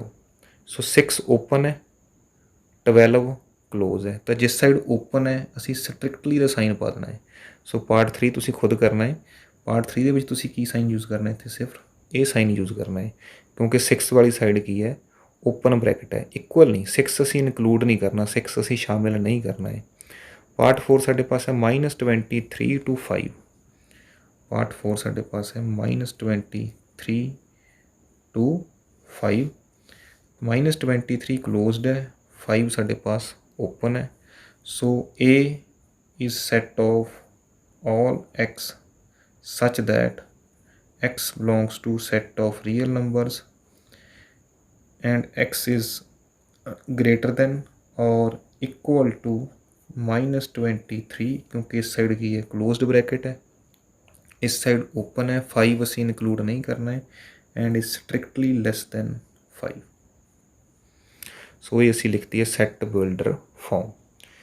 ਇਹ ਵਾਲਾ ਜਿਹੜਾ ਕਨਸੈਪਟ ਹੈ ਓਪਨ ਕਲੋਜ਼ਡ ਇੰਟਰਵਲਸ ਦਾ ਜਾਂ ਐਕਸ ਦੀਆਂ ਜਿਹੜੀਆਂ ਇਨਇਕੁਐਲਿਟੀ ਟਾਈਪ ਬਣੇ ਆ ਸਾਡੇ ਪਾਸ, ਇਹ ਤੁਹਾਡਾ 6th ਚੈਪਟਰ ਹੈ ਇਨਇਕੁਐਲਿਟੀਜ਼। ਸੋ ਲੀਨੀਅਰ ਇਨਇਕੁਐਲਿਟੀਜ਼, ਉਹਦੇ ਵਿੱਚ ਇਹ ਸੇਮ ਕਨਸੈਪਟ ਜਿਹੜਾ ਇਹ ਯੂਜ਼ ਹੁੰਦਾ ਹੈ। ਸੋ ਇਸ ਨੂੰ ਧਿਆਨ ਦੇ ਨਾਲ ਕਰ ਲੈਣਾ ਹੈ। ਕੁਐਸਚਨ ਨੰਬਰ 7 ਸਾਡਾ ਹੋ ਗਿਆ ਹੈ। ਕੁਐਸਚਨ ਨੰਬਰ 8 ਦੇਖਦੇ ਹਾਂ। ਕੁਐਸਚਨ ਨੰਬਰ 8 ਦੇ ਵਿੱਚ what universal sets would you propose for each of the following? ਸੋ ਇਹਨਾਂ ਦੋ ਕੇਸਿਸ ਦੇ ਵਿੱਚ ਕਿਹੜਾ ਯੂਨੀਵਰਸਲ ਸੈੱਟ ਜਾਂ ਸੈਟਸ ਤੁਸੀਂ ਪ੍ਰਪੋਜ਼ ਕਰੋਗੇ ਇਹਨਾਂ ਸੈਟਸ ਦੇ ਲਈ? Set of right triangles. So triangles ਮੈਂ ਯੂਨੀਵਰਸਲ ਸੈੱਟ ਕਿਹੜਾ ਪ੍ਰਪੋਜ਼ ਕਰ ਸਕਦਾ ਹੈ? Set of triangles. ਦੇਖੋ ਵੱਡਾ ਸੈੱਟ ਤਾਂ ਟਰਾਈਐਂਗਲ ਹੀ ਹੈ, ਉਸ ਦੇ ਵਿੱਚ ਕਿਹੜੀਆਂ ਟਰਾਈਐਂਗਲਸ ਨੇ? ਰਾਈਟ ਟਰਾਈਐਂਗਲਸ ਨੇ, ऑब्ट्यूस एंगल्ड ने, अक्यूट एंगल्ड ने, आइसोसलेस ने, स्केलन ने। सो अलग अलग ने। तो वड्डा सैट की है यूनीवर्सल सैट की है? Set of triangles. इस तरह ये वास्ते भी असी सैट ऑफ आइसोसलेस ट्राईएंगल वास्ते भी असी सैट ऑफ ट्राईएंगल्स ही दे सकते हैं यूनीवर्सल सैट। सो ये वाला तुसीं प्रपोज कर सकते हो क्वेश्चन नंबर 8 दे विच जिहड़ा साडा आंसर है। Question number 9, given the set A is equal to 135, B 246, C 02468, which of the following may be considered as universal set or sets for all the three sets A, B, C? सो साढ़े पास कुछ set given ने, असी cheque करना है कि इन्हां दे विचों किहड़ा इन्हां दा यूनीवर्सल सैट बन सकता है। सो यूनीवर्सल सैट तो भाव की है कि एक वड्डा सैट जिस दे बाकी जिहड़े सैट होण सबसैट होण छोटे हिस्से होण। सो ये तो एम्पटी है, तो हो ही नहीं सकता, छड्डो। सो 1 2 3 4 5 6 ये कित्थे तक एलीमेंट ने? 8 तक। सैट वड्डा होना चाहिए। यूनीवर्स देखो, यूनीवर्स के की कुछ है? धरती है, सूरज है, एस्ट्रॉइड्स ने, तो कितना कुछ है? प्लैनेट्स ने, सैटेलाइट्स ने। तो इन्ना कुछ मिला के यूनीवर्स बने। तो यूनीवर्स के पार्ट्स ने। सो यूनीवर्स सब तो वड्डा होना चाहिए है। सो 0 1 3 4 6 तक है, तो इत्थे कित्थे तक है? 8 तक। सो ये तो नहीं यूनीवर्स हो सकता, ये वड्डा इस तो 0 1 2 3 4 5 6 7 8 9 10 1 3 5 2 4 6 0। सो सारी जिहड़े एलीमेंट्स ने वाले इस दे विच आ रहे हैं। सो ये यूनीवर्स बन सकता है। नैक्सट 1 2 3 4 5 6 7 8 ये भी यूनीवर्स शायद बन सकता है 1 तो लैके 8 तक, बट 0 नहीं आ रहा। एक तारा जिहड़ा साडा एक स्टार जिहड़ा इहदे विच पार्ट नहीं बन रहा। सो ये यूनीवर्स नहीं बन सकता। सो यूनीवर्सल सैट जिहड़ा है यही बन सकता है। सब तो वड्डा सैट ਇਹ ਇਹਨਾਂ ਤਿੰਨਾਂ ਸੈੱਟਾਂ ਨੂੰ ਆਪਣੇ ਵਿੱਚ ਸੰਭਾਲੇਗਾ, ਇਸ ਦਾ ਹਿੱਸਾ ਬਣ ਜਾਣਗੇ ਤਿੰਨੋਂ। ਸੋ ਯੂਨੀਵਰਸਲ ਸੈੱਟ ਸਭ ਤੋਂ ਵੱਡਾ ਸੈੱਟ। ਸੋ ਦੋਸਤੋ ਉਮੀਦ ਹੈ ਤੁਹਾਨੂੰ ਜਿਹੜਾ ਐਕਸਰਸਾਈਜ਼ 1.3 ਹੈ ਅਤੇ ਇਸ ਦੇ ਰਿਗਾਰਡਿੰਗ ਜਿੰਨੇ ਵੀ ਕਨਸੈਪਟ ਨੇ ਸਮਝ ਲੱਗੇ ਹੋਣਗੇ। ਸਟਿਲ ਜੇ ਤੁਹਾਡੀ ਕੋਈ ਕੁਐਰੀ ਹੈ ਤਾਂ ਪਲੀਜ਼ ਕੌਮੈਂਟ ਸੈਕਸ਼ਨ ਦੇ ਵਿੱਚ ਜਾ ਕੇ ਤੁਸੀਂ ਕੌਮੈਂਟ ਜ਼ਰੂਰ ਛੱਡ ਦਿਓ। ਕੋਸ਼ਿਸ਼ ਕਰਾਂਗੇ ਰਿਵਰਟ ਕਰਨ ਦੀ, ਬਟ ਉਮੀਦ ਹੈ ਕਿ ਜਿੰਨੀ ਕੁ ਵਧੀਆ ਤਰੀਕੇ ਦੇ ਨਾਲ ਅਸੀਂ ਕੋਸ਼ਿਸ਼ ਕੀਤੀ ਹੈ ਇਸ ਨਾਲ ਸਾਰੇ ਕਨਸੈਪਟਸ ਨੂੰ ਕਲੀਅਰ ਕਰਨ ਦੀ, ਤਾਂ ਤੁਹਾਡੇ ਸਾਰੇ ਕਨਸੈਪਟ ਜਿਹੜੇ ਨੇ ਉਹ ਕਲੀਅਰ ਹੋ ਗਏ ਹੋਣਗੇ। ਸੋ ਜੇਕਰ ਵੀਡੀਓ ਅੱਛੀ ਲੱਗੇ ਤਾਂ ਵੀਡੀਓ ਨੂੰ ਪਲੀਜ਼ ਲਾਈਕ ਅਤੇ ਸ਼ੇਅਰ ਜ਼ਰੂਰ ਕਰ ਦਿਓ। ਹੋਰ ਵੀ ਵਧੇਰੇ ਵੀਡੀਓਜ਼ ਦੇ ਲਈ ਮੇਰੇ ਚੈਨਲ ਨੂੰ ਸਬਸਕ੍ਰਾਈਬ ਕਰੋ। ਚੈਨਲ 'ਤੇ ਆਉਣ ਲਈ ਧੰਨਵਾਦ।